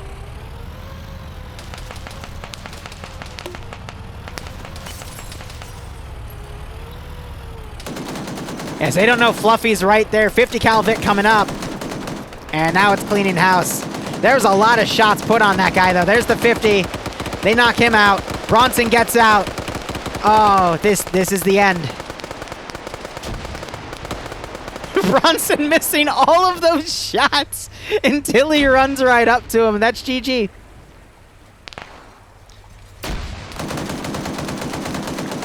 Not the quickest round I've seen in FNF, but that was definitely one of the closest, like, eliminations I've seen in the beginning. Yeah, they're not allowed to run players over. However, they're locked in first person, so if they don't see them, they don't know, and therefore it doesn't count. It's that's judged on a case-by-case basis, but even if he ran that one guy that was prone over, it wouldn't have counted as a malicious thing because he just didn't see him. All right, 3rd round on Tanoa, made by Nemesis, Shake and Destroy. 2 destroy objectives up on the clock. Nice.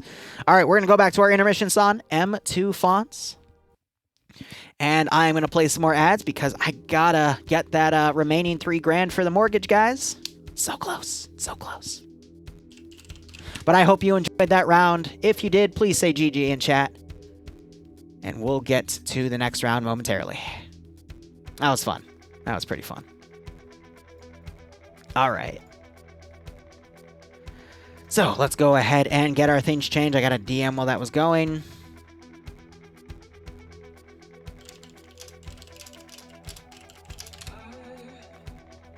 Oh, Bassbeard might join me to Shoutcast round 3. I will go ahead and unmute myself in case he wants to join me. But otherwise, let's get round 3 written up. So map is, what is this? Tanoa.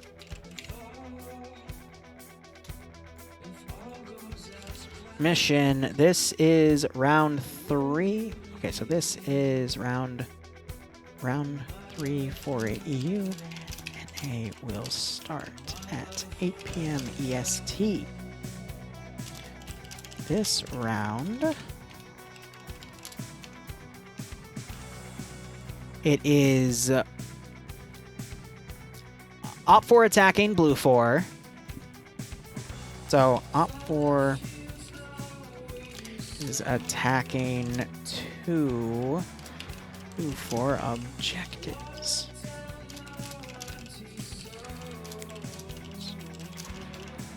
In an attempt to destroy them. 4 has, was that a 20%? Yep, 20% number advantage. Ooh. 20% numbers advantage. 2 PKP gases.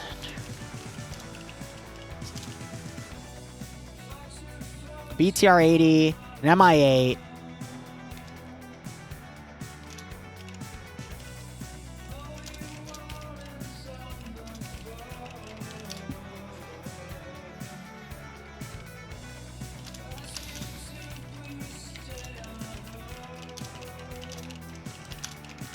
A lot of assets to use.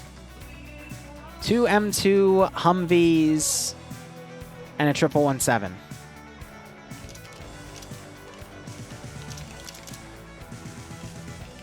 Okay, so whenever you see an M117, excuse me, an M1117 on the defender side, almost always it is used in a counter rush play to try to intercept the attacking faction. And gosh, there was this one round a few months ago where I think it was Anderson and somebody else, but they caught an entire squad in a truck and just murdered them all. And it was because of that the defenders won that round because the attacker ran out of manpower, but it was close. Oh, it was a good one.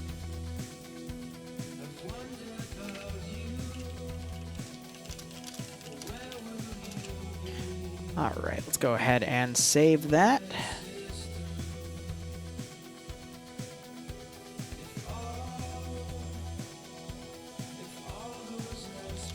All right, Bassbeard is not joining us because he's still stuck on the other server with round 2.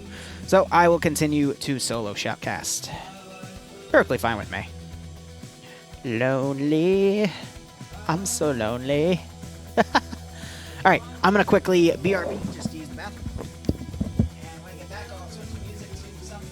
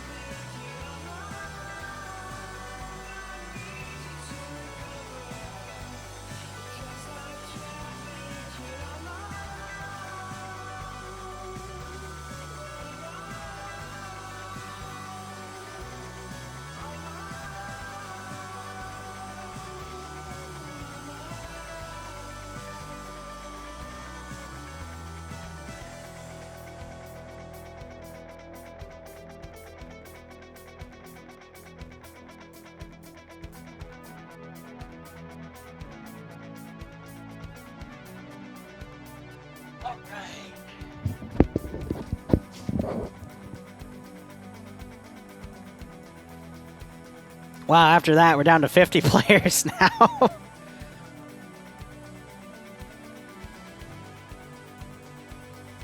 Yeah, the other server's still on like 81.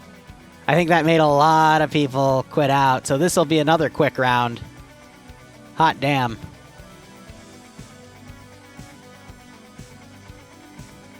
That counter rush was pretty nasty.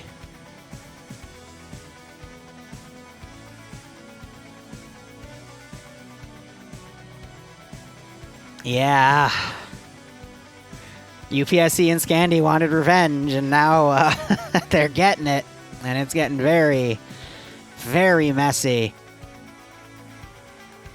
The other server's still mid-round.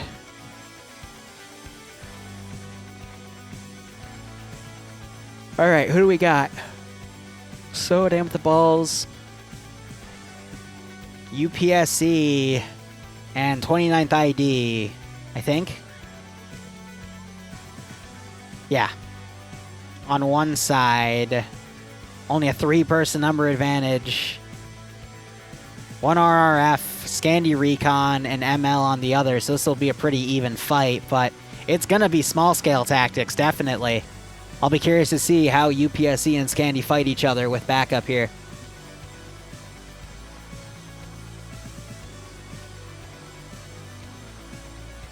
I have a tank battle prepped on Mogadishu to redo 73 Eastings. I'm just waiting for a good time slot for it.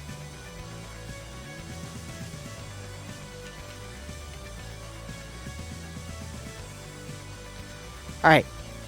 Do you guys want something tactical like Beast Battle or Bentusi Attack, or do you want something classic like Skyrim?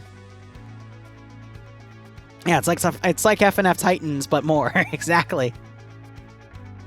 Triple the player count. Skyrim again. If you want Skyrim, say Skyrim. If you want something else, just say something else. I'll let you guys pick. I don't care either way. Yeah, say tactical if you want tactical. Say Skyrim if you want Skyrim. I can't do Cyberpunk. It's all copyrighted. Alright, well, people seem to want Skyrim. Back to Skyrim.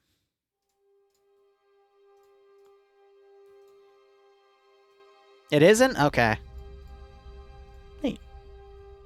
I'll have to look into that then.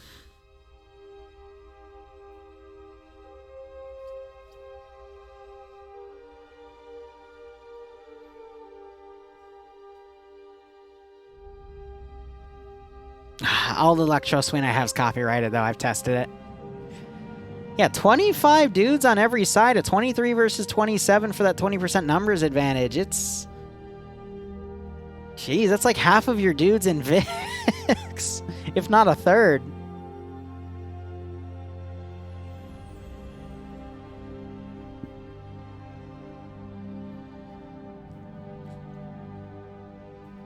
Let's see how quick this one goes. It's definitely going to be a little more tactical, but with smaller player counts, we might see something similar, but it also depends on where it is in Tanoa. But I definitely want my ops to be run on the NA branch because I want a lot of players to be in it. So, we'll see. Nemesis is shaken, apparently. 750 meter view distance. All right. We should ask if Nemesis prefers it to be stirred then.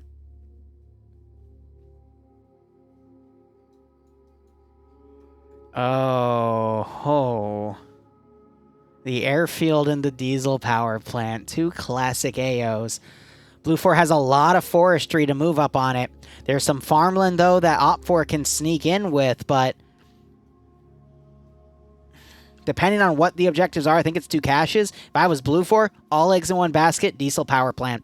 That's a no-brainer. That facility, if you fortify it up a little bit, everywhere around it's an open area, and you can lock it down. Still, with only 23 dudes, that's going to be stretching it. That's barely enough to make a perimeter. That's literally like 6 men, 6 men, 6 men, 6 men. So Op 4, with that numbers advantage, if they just go around, it would be brutal. But yeah, no, you need to see that 117 used in a counter rush down the MSR to take out whatever it can. But I could see Op 4 just walking.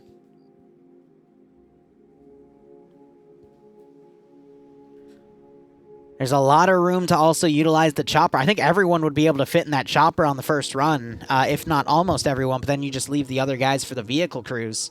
They could just airlift and deploy somewhere over here, you know? And just attack from a completely different angle. If I was OPFOR and assaulting this position, though, I would definitely utilize this upper area here because it's all on a cliff. So you get the high ground over the objective, and you can use that to try to spot Blue 4 out. But you got to be careful because it's all next to open area as well. This southern objective, honestly, the MSR leads right into it. I would just utilize that and then have your Mi-8 gunboat, because it's got 3 machine guns with no pylons, because it's an SH model. Just let that, you know, spot for you. The only issue is the M2s can easily swat it, but, you know, if it goes really fast by, its purpose is literally just going to be for recon. Oh, Revanche, you missed an amazing rush play, and a counter rush play by defense. It completely annihilated the attacking faction, and then they had 2 chances to clutch it. But they broke their helicopter, and the 4-man team that almost got to the last objective engaged a little too early and got pieced down, so it happens. Mr. Bugs, I actually don't know, but I am going to look into that, because I want to see if I can push the boundary a little bit, because I'd love to make, like, X-Ray on both sides, like a custom team, but we'll see. There was an op where they had the attacking faction. This was on UTs months ago, but it was pitch black, and they had the defender faction have flashlights, and they had the attacking faction with the numbers advantage with NVGs, and it was a pretty bad slaughter.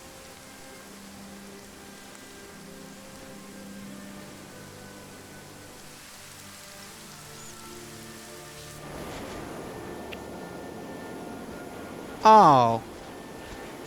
Oh my god, I was so fucking confused. I'm like, are they like destroying a cloaked tower or something? Like, what the hell is that? Like, I guess you could assume it's the objective since it looks so janky, but like, what the heck was that? You know, I'm like, I was gonna say like, damn Nem, how'd you do that? Like, that's cool. Like, that's some Predator level cloaking bullshit. I'm writing the timestamp down. That was awesome.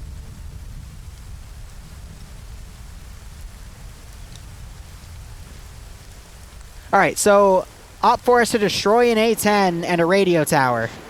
Which is funny because there's a tower right here, nonetheless. Blue 4 has to defend it.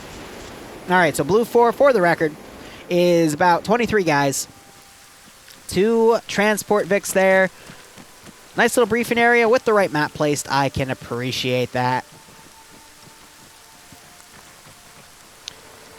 We got some transports here. Here are the 2 M2 Humvees, and they're up armored.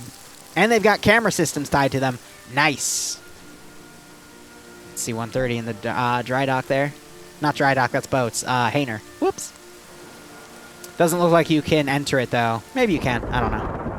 But, like, not to drive, but to, you know, do stuff. Apparently, they really want the A-10 dead, not the frickin' F-18A vanilla. Actually, no, excuse me. That's an F-22 Raptor, Liru, you frickin' goober.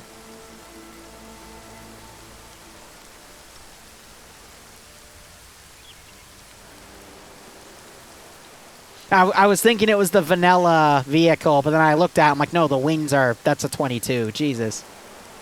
Yeah, I know. I was about to say, too, I'm an idiot, but I hope that has Ace Cook-Off on it, because I would love to hear some nice explosive ability there. So where's the 1117? Did I just imagine it?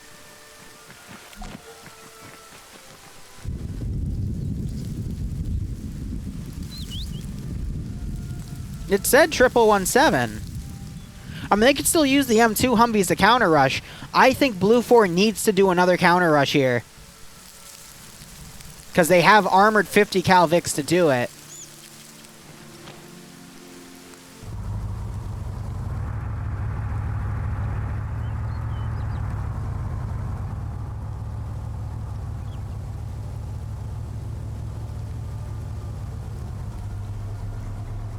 Was in Reese crashed before we engaged last stop? What do you mean by that?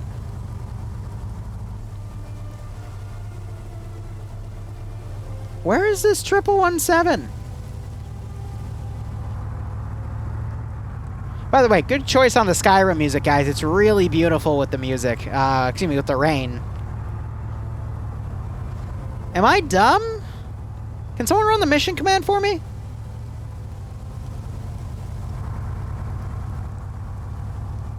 They are going to set up a defense here. Okay. I guess because it's smaller and they can fortify stuff, but...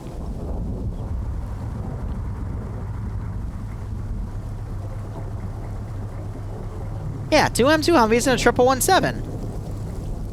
Where is the damn thing?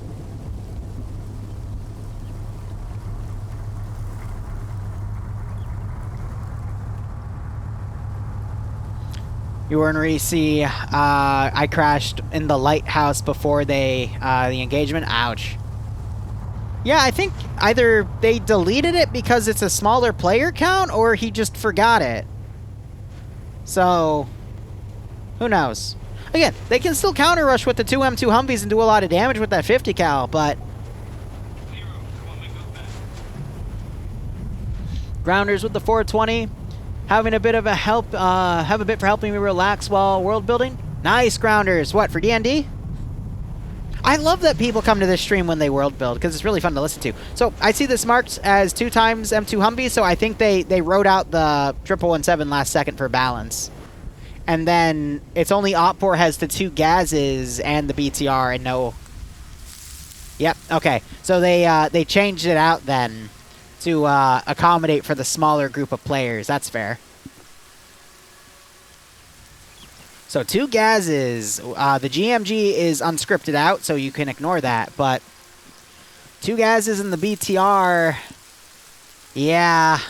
If Blue 4 counter rushes just down the road, I think that's going to be it. Because that means Blue 4 has to come down probably the MSR or go through the forest, but then their vehicles aren't going to have any cover. Building a world for a store I want to write? Nice. You blame Barb? I blame Barb too. Dang it, Barb. Man, you know what I'm going to do when this round ends? I'm going to go downstairs. I'm going to make myself some nachos. I don't know why. I'm just having a random craving. Hey, anything goes wrong in the world? Blame Barb. It's probably his fault. Maybe not, but always blame Barb first and ask questions later. That's the rule. Should make that into a quote. Yeah, nachos, right? I got everything for him, too. Okay, no, Op4 also has the boats, but they're not really going to be useful because of the fog and the mangroves, so maybe as a transport tactic, but then they'd have to go in the open. Actually, the best bet for the boats, that might be a good call, though, because Op4 can bring their vehicles down the MSR and they can take the boats down and deploy everything down here, but it's a little open. But the fog could be pretty helpful. I think engaging from the high side on the forest would be a good call too, but yeah, it's a toughie.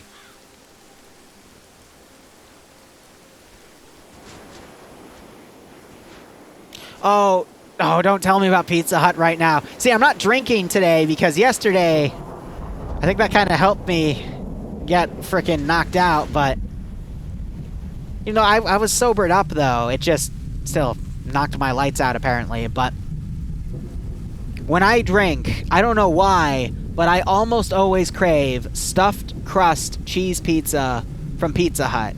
Even though I can't get it anymore because they lowered the range of delivery, so I'm never going to be able to get it again for where I live. But Papa John's has it now, and I've been craving that instead, you know? Do you still do Warcraft 3 customs? Mr. Bug, it's on the list of things to get back into when I have my own place in a few months. But I'm going to... my plan is... There's a guy I really like who does Warcraft 3 stuff. His name's Oreo. I've been chilling in his Discord for a while, and I'm going to go in there and, you know, join in on some custom games, you know? You got to be careful, though, with... yeah, they're building a tower and it fell over. I want to see if we can get people with the old copies of Warcraft 3, though. And do old, like, land lobbies or something, because Reforged fucked everything pretty bad. How's work on the new unboxing? Huh, now they have perfect camo. I need to do an unboxing. I was going to do one yesterday, and then I fell asleep. And, yeah, screwed everything. Bye-bye the tent. But hey, it's okay. They have a new camo. Oh, God, not the fog layer issue. God, I hate that. That's such a weird camera effect. That always ruins my immersion boner. Barb, why did you break the tent? God damn it, Barb. No, the tower fell.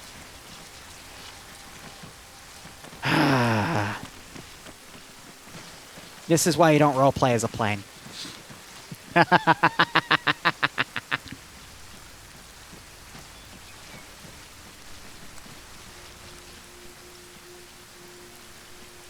No, the fog will come back. It just...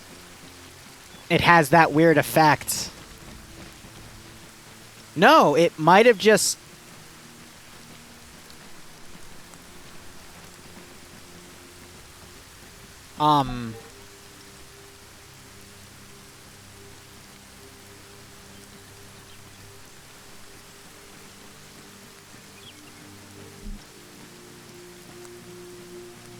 What the fuck? So, that means, so the fog was originally set, and then there is something called forecast, and that means you can have the weather change on a certain point in the op, and it was timed with that 5-minute warning thing. So, excuse me. I think Nemesis just timed the fog to disappear at after 10 minutes. Excuse me. I'm dying now. Great. Yeah, the fog armored itself, definitely.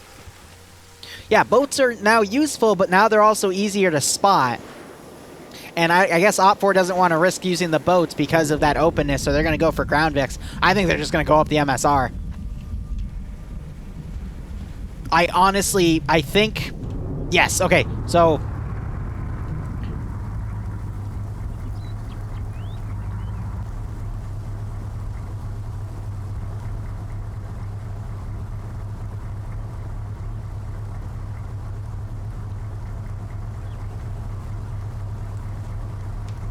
Arma.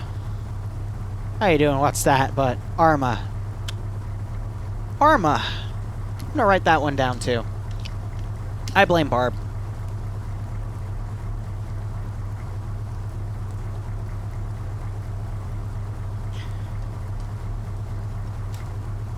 Yeah, that one's dancing too. I don't know. I think these two are gonna go on a drive on the MSR and try to counter rush, and these guys are either going to try to defend that objective on their own, or they're going to drive up here and counter the other road, because it's not they're not going to drive through the forest. That's suicide. But yeah, 2 M2s counter rushing, it's going to tear this whole thing apart.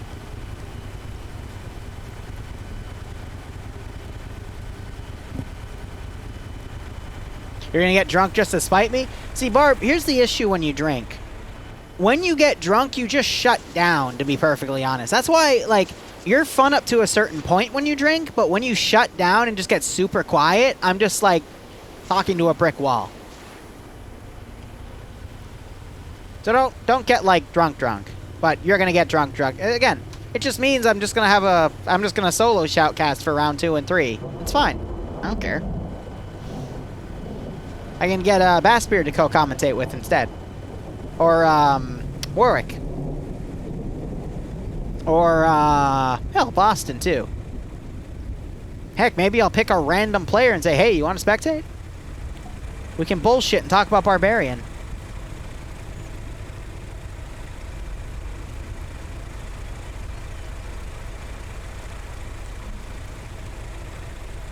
Wow, Bug. Wow, that's a savage one.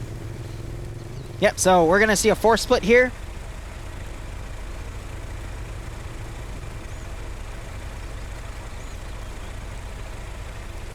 Hold on, what's lined up right here?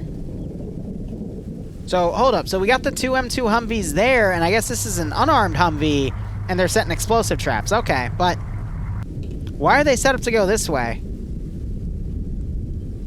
I guess because there's a low ground here. That is such a mistake. These four are going to probably run up and grab this hill. Here's the fog coming back, except it...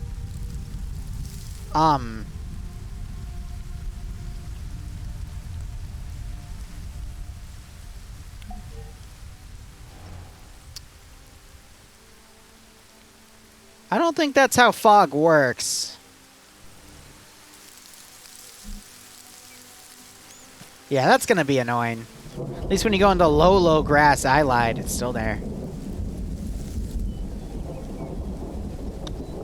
Yeah. Barb, why did you put the fog in the middle again? 6 now. It's 100%. 100% how fog works. Right, I'm sorry, Natty WWC. I didn't realize you were a fog expert. Nope, you're absolutely right. If you say it's like that, then it's like that. Cool. Awesome. Thank you so much for the 7-month resub at Tier 3. Hope you keep enjoying the operations, and I hope you're getting a kick out of this scenario.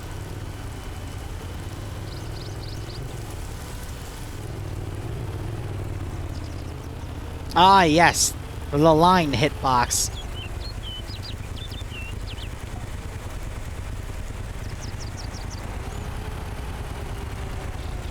All right. No, Barb, you're going back in the timeout chair for that one.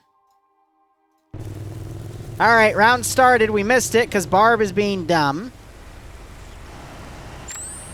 Sorry about that. And yep, we're seeing a northern rush. No Humvees being sent. Instead, they're being sent to the rear, I guess, to cover for a boat charge. So this is going to be a slow round. Yeah, we kicked Barb, and Barb's making our line bigger, so can't win.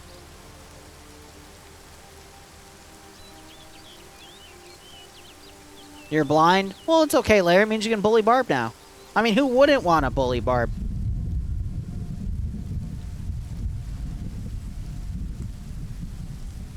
Is this what happens? Wait, what? Is this what the nipples see in hentai? It's the other side of the sensor bar. Of course.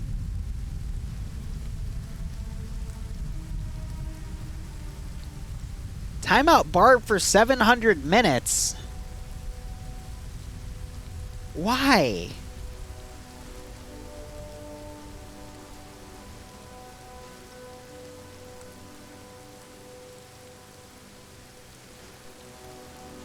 That would be like mathematically around, actually a little under 12 hours.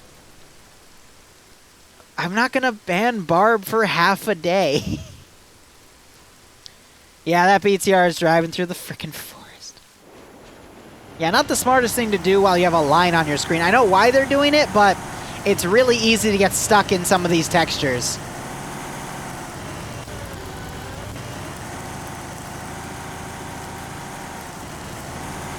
See what I mean? He just got stuck. At a really interesting angle.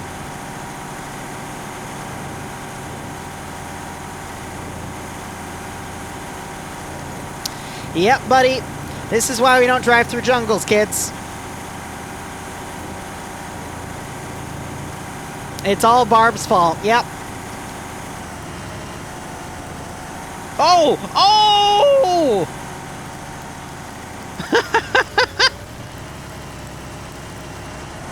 I'd bet you $5 they're gonna get stuck again, though.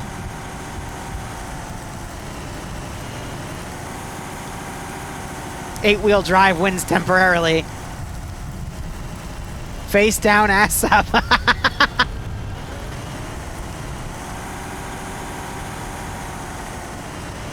It's a good spot to be in.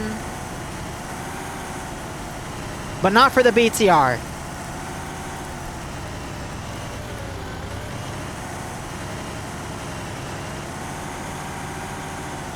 They're here because they're trying to use the forest to get out, but see, they're realizing their mistakes, and now they're beelining it to the road instead. I think they just realized this is a footpath.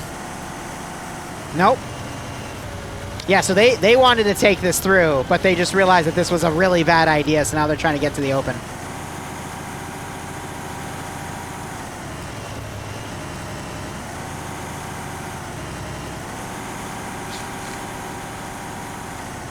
Hey, look, a trail.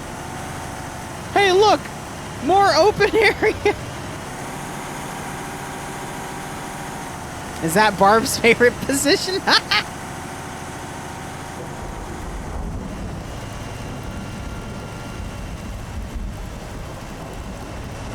Yep, so now they're taking the trail, but there's a tree in the way.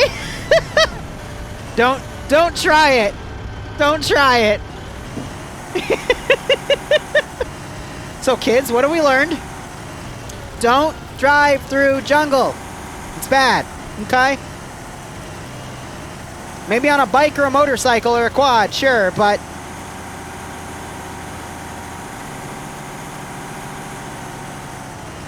Op 4 is getting to the north. There's a gas in the middle of the line. It's got a few people in it. Yeah, they're U-turning. Okay.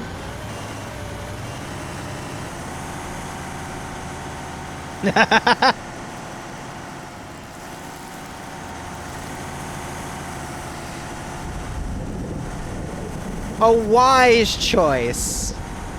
Now they won't get stuck on a road, but they might get 18. All right, that was pretty funny.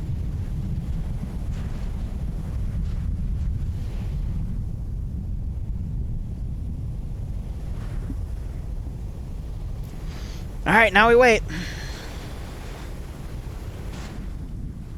Yeah, no, they just went to the road because they realized how bad of an idea that was. This line, though, good God.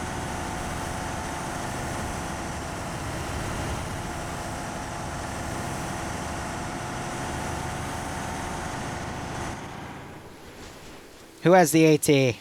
It's Arma Jesus. I actually haven't seen his AT work a lot, so we'll see what happens. Is that a C-Mag? Why does he have C-Mags? Alright, AT. Just going forward. There's no...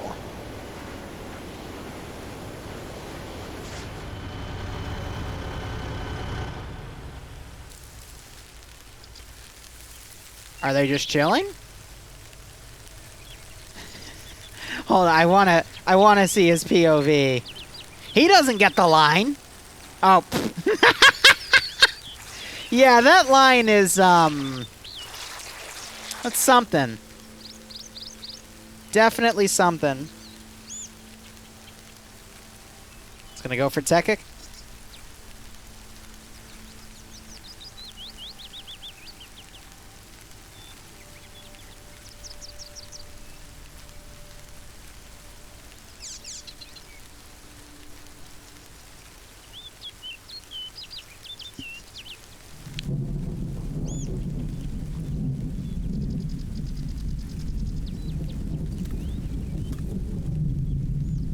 All right. Law's prepped. Doon doon doon doon doon doon doon doon doon doon doon doon doon doon doon. Ah. Blame Barb for fog? Yes, always. Oh my God. 2 AT shots went in on that BTR, and it is smoking. 2 guys in the back are down. There goes the VTR. Op 4, if they're smart, they'll pop smoke and try to get in the gas here because they're caught in the open. Why would you dismount and set up in the open, though? That's the really confusing part about this. That's a really bad spot to dismount.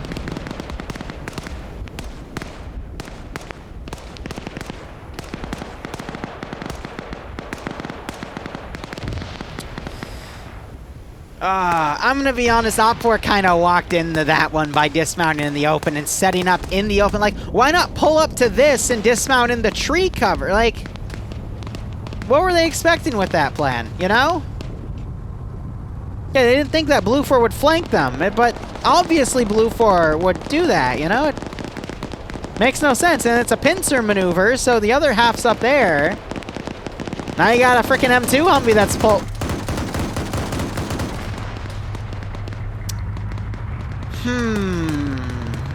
Hold on a second.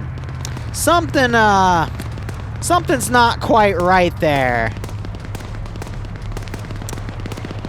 You know, I've seen a lot of pro gamer moves in my career, but that was, that's an interesting one.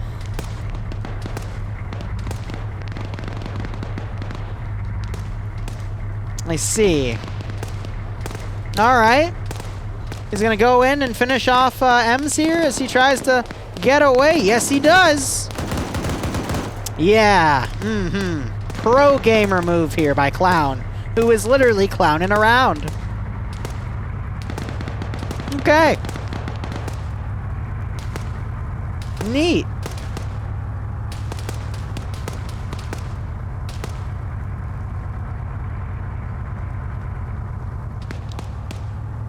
So Op4 just got wiped. They killed Bronson. No, no. So Bronson's dead over here. That was one kill for literally half of Op4.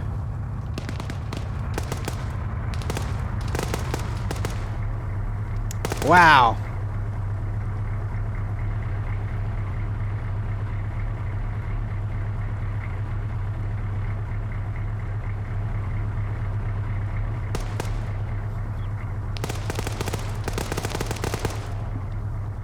Absolutely barbaric.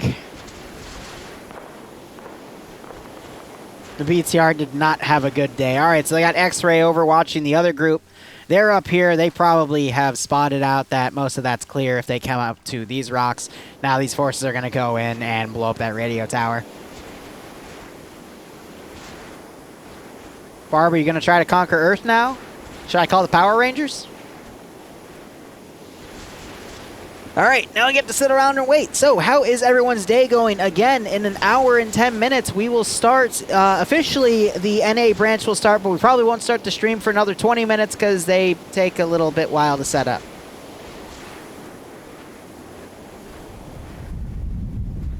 Larry's smacking them down.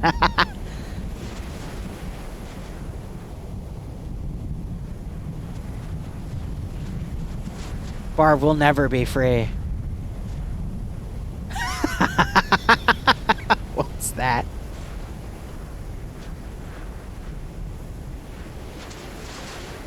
Well, no, Blue 4 did not leave the southern site. They left the northern site because with 20 players, or 27, it's easier to control one over the other, but...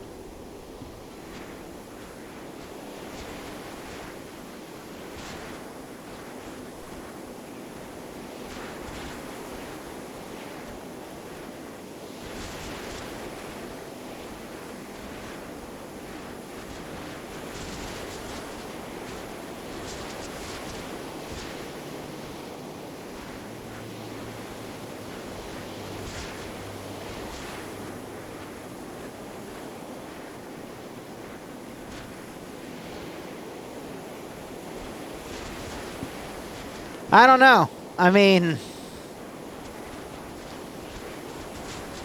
No Red Force survived that ambush. Again, everyone died, and only one KIA from Bronson, but that was half of Op4's force. They're down to about... They had 27, because they were the attacking faction. They're down to 4, 8, 12. Blue 4's down to 22. Because they had 23 going in. I might have said they had 27. That was an accident. The attacking faction had the 27. Yeah, they also lost the BTR. That thing was going to get killed by 50 cal anyway. It's not a good asset to have with this small of a group of players. I honestly probably, if I was Op4 commander, I wouldn't have even used it. Just not worth the headache.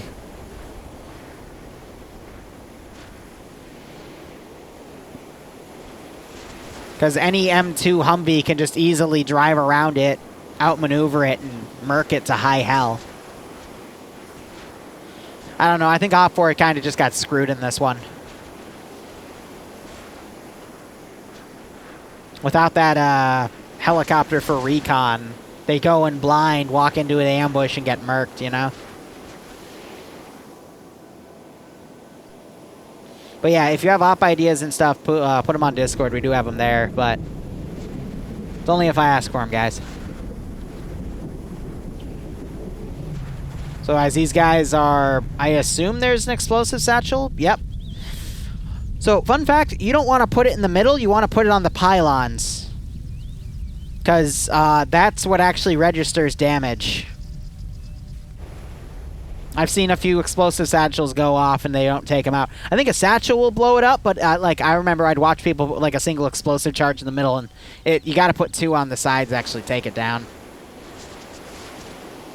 What's on a 5-minute timer?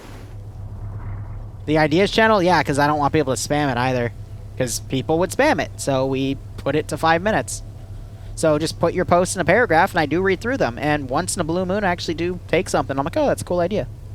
Otherwise, most of them I just add to my list. Man, that was fun. I went through, I did like 15 ops on that list over 2 months, and now I'm not touching it again because we're going through all these other campaigns.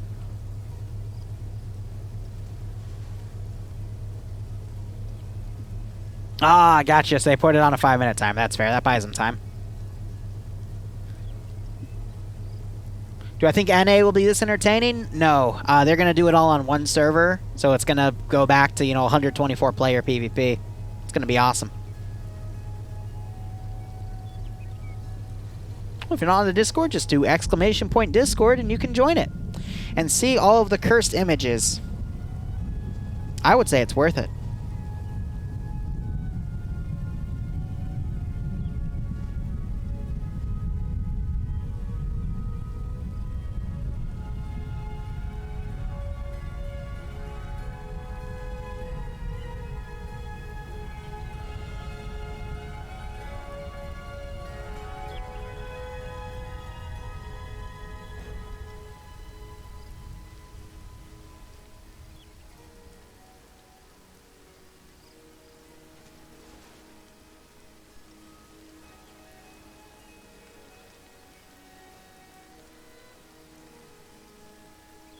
Sorry, I just got an email about something. That's a big paragraph. I'm not going to read that now. I'll wait till after, but it's concerning the Star Wars stuff on Wednesdays with the 506. But all right, so we have one M2 Humvee coming back because they're assuming that they went for this objective instead. Okay, hold on. Wow. I think they saw them, though. There's no way they didn't. They might, wow, no, they might have blended in. I thought Wasp was clearly in the open, but I think the M2 just wasn't able to turn in time. Those explosives are put down. That was by Clown and his gunner, Coda. One of those two guys placed it. Or was it Legal Action? It might have been Legal Action instead, or it was, gosh darn, I don't remember, but... Oh, balls. Oh, that was close.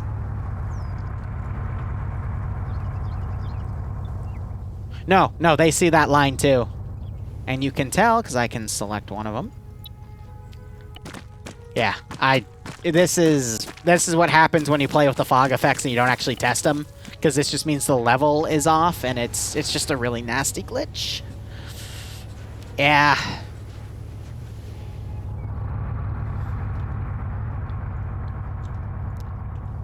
So they fired off those charges to try to kill some OPFOR, because I think they knew they were over here, so they told them to blow the charges, but... It's 12v22. 40 seconds of testing! Woo!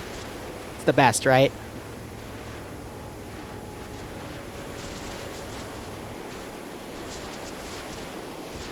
Ooh, this might get messy.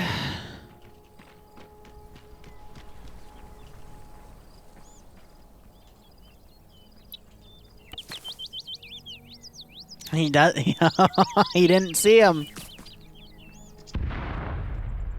X-Ray might have seen them, though. And there goes the explosives on the tower. That, you just saw glitch out for a second because that was a scripts running for it, so it just counted as destroyed. And you got that M2 car driving around trying to catch people out in the open. He doesn't know why it doesn't work now? That's fair. I blame Barbarian. He hacked into the server and did bad stuff. All right, so that Gaz just spotted these guys, is now engaging.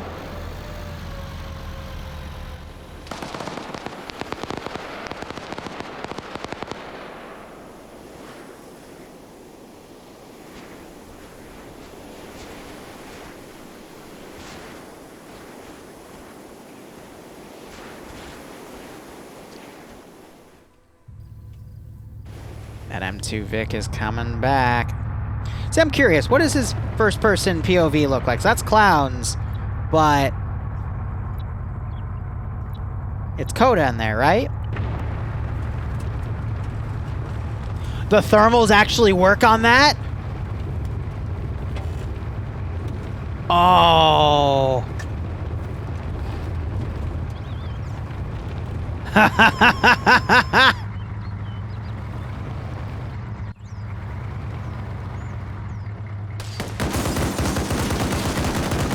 Well, his gun isn't broken anymore. Oh, shoot! Engines... No, okay, I thought that was from an engine hit. I think that grenade just got him. No, he just... I don't know why he pulled on the left. Wow. There's Blue 4 now firing X-Ray, engaging from the rear, but there's 3 additional Blue 4. Both of them just went down. Point Men is somehow feigning death. Blue 4 just cleaned up that group. X-Ray is about to counter Op 4 X-Ray. I think Point Men just got head bugged, which is not good. And I got an X-Ray battle over here.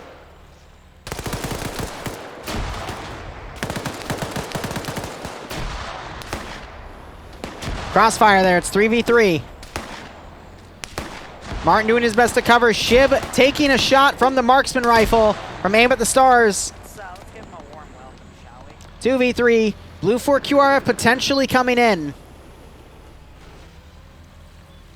That's Op 4's marksman down. Jungle fighting is very nasty.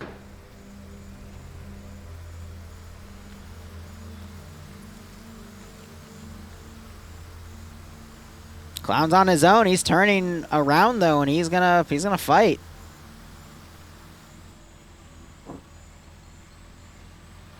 Oh yeah, grenades have been on point today, to be perfectly honest. Really good use. So I think Tom is on the gas looking for guys. Short puts a GL. It is far.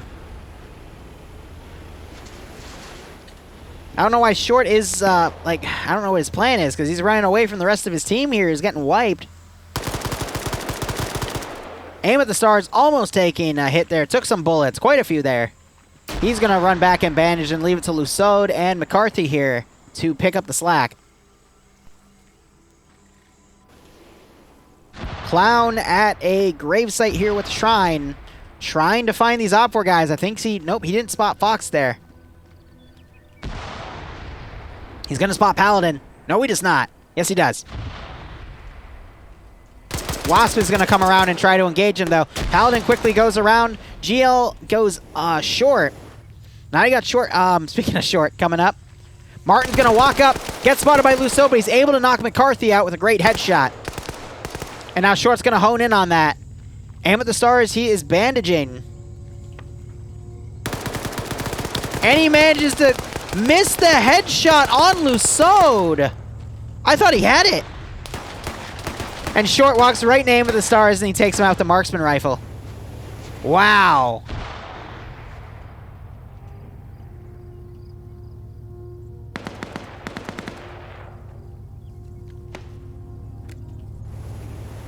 Five Op 4 remaining.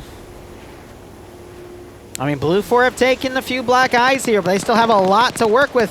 4 Op 4 remaining. Clown just got a shot and I believe eliminated Paladin. Nemesis was on the enemy team. Yeah, I think Op4 was Scandi Recon that all died over here. Fox trying to crawl up to see if he's okay, but he is dead. Great grenade throw. Unfortunately goes a little far. Gets a little bit of blood on Drac. Sang2 running up. He's going to run into Mike and Arma Jesus. I think he hears those footsteps, so he knows. But Mike, not looking out the window. Sank going to breach. Hillary Clinton. A little bit more messy, but he gets the kill. Does a quick reload. Arma Jesus now pushing around, trying to fire through the window here on Sank. Sank going for the double tap. Switching back to his primary rifle. Arma Jesus. Oh my god. First off, not checking the magazine capacity of your C-Mag is silly, but Sank tried to use a smoke grenade to stall. Fog's starting to come back too. Interesting. Looks like Clown got killed off, but he got one more kill. No, he did not. Yeah, no, he killed Foxtrotter before probably going down to Drac here. Nope, I think Foxtrotter... Did they trade? That would be... Yes, they traded. 2 enemies left. Yeah, that's another thing I noticed. I think Nem gave the machine gunner... Yeah, so the machine gunners are given the Beta C, but he's just going to pass them all around to all the riflemen, which is why you don't ever give a... Because I don't think that's a rule. There's no rule against it, but they probably should add it. Because, yeah, they all just took a Beta C from the auto riflemen because it's an advantage. Is this Ryan 03? I wouldn't say that because they had to divide Scandi Recon and UPSE. And they were kind of the power couple here, and UPSE seems to be ahead, but that's also because there's only 4 Scandi Recon guys and UPSE has a full detachment. So I think if Scandi was more stacked with some of those other players, they'd be fine. But yeah, no, Blue 4 having all these Beta Cs because the auto rifleman passed them out definitely gives Op4 an advantage, but I think there's going to be a new rule about that later. I mean, because you're turning everyone into a 150 or 100 round auto rifleman. I think those are the RHS ones, though, which are... I think the RHS ones are 150, by the way. That's still a lot of ammo. So yeah, because of that, I think it was Op4's fight to lose at that point. Beta Cs are 100? C-Mag is 50, gotcha. I know there's some 150 round models, though, in Arma. I think Vanilla does 150. But yeah, no, RHS ones are 100 then.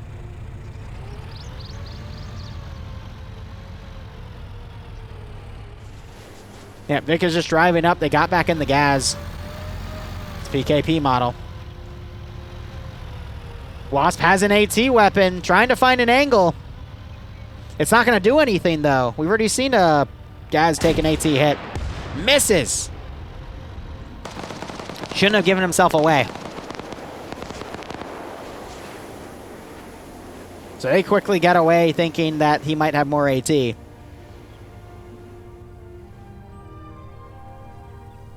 Relax to Skyrim as Op4 dies. Yeah, exactly. What's that, breaking it down? I think it's only UPSE that's doing that tactic. I've seen some other guys, so, like, if we were to look at this guy for... Oh, I'm so sorry about that. Yeah, so he's got a 30-rounder. Sholand also... Nope. He also took a Beta C from his buddy, and he's not the auto rifleman. So, yeah, that's... Don't get me wrong, it's a good concept, just the fog got wonky, but they tested it and it wasn't wonky, it just decided to be wonky today. And, just the vehicle balance.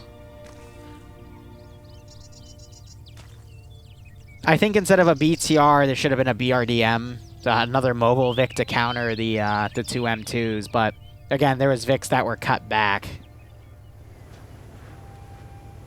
Because this turned into a 50-man op, because a lot of people left after the brutality from round 2.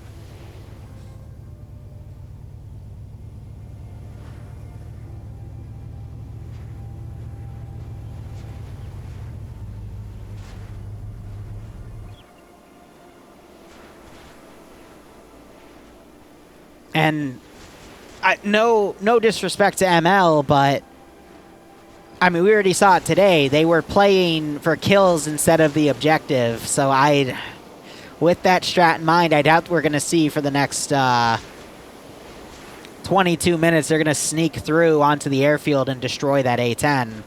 I mean, Drag is an explosive specialist, so if he gets the satchel throw, it's over, but I don't see it.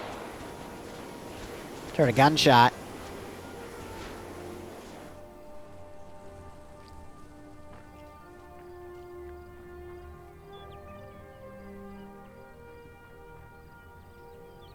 Yeah, you're going to have 3 years of testing, but it's going to break within the first 5 minutes. I've been there. I've had missions that I tested to high hell still break on me. Because it just be like that sometimes. Arma's a sandbox where no one really understands it. Except if you're Deadman and you have access to all the hidden configs because you work with Bohemia. And when people have questions, he'll link you a guide to one of those hidden configs. Go, actually, it's all written out, even though it's hidden. But, you know. It's how information slowly disseminates to us. Through people like Deadman, who, when we come up with something that requires it, we're given it. You know? I don't mean that as a negative jab. I'm just saying that's a funny aspect of Arma not too many people know about. Apparently, he found a way to, at least recently, increase the RAM usage in Arma. So, I'll be looking at his documentation on that. Well, that's cool. But he's the guy that made Arma Zeus Cache. And that's now a base game feature within Arma, so it's pretty cool. Dedicated wham. Devin chat, what, for Bohemia?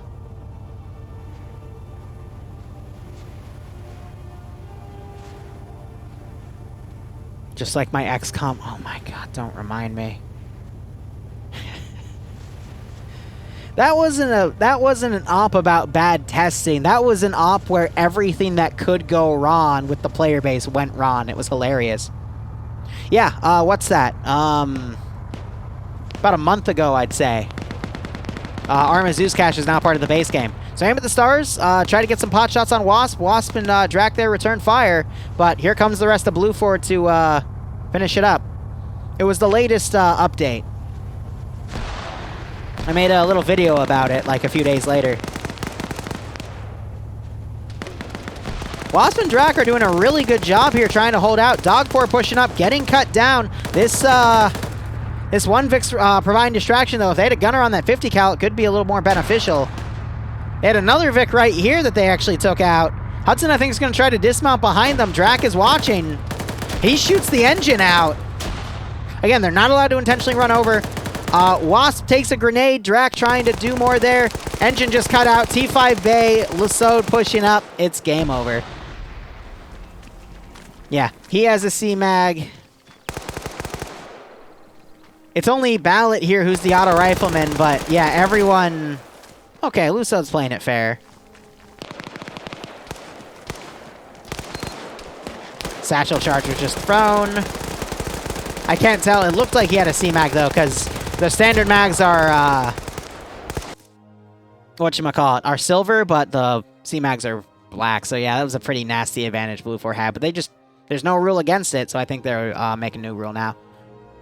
But Christensen, thank you for the note. Yeah, no, I have been meaning to look at the new 1.3 update for Glob Mob, because we do use it in TSB, but it's not the highest thing on the to-do list. My next big thing is the April Fool's ops I have planned next week, and then the multi-community op for Guadalcanal on Saturday, as well as searching townhouses with Bloodwing. But anyway, guys, that was the EU branch. It was kind of brutal today, to be honest. The first round was the most balanced, and then the second round and third, Jesus. But we'll be back in about an hour. I'll be with Barbarian. He's apparently going to be drunk, so which means we're probably going to ignore him a lot. But 3 more rounds of PvP for NA. Hope to see you there. And otherwise, thank you so much for watching. Go operate operationally. Enjoy the rest of your day or night. Cheers, and have a good one. Where's my mouse?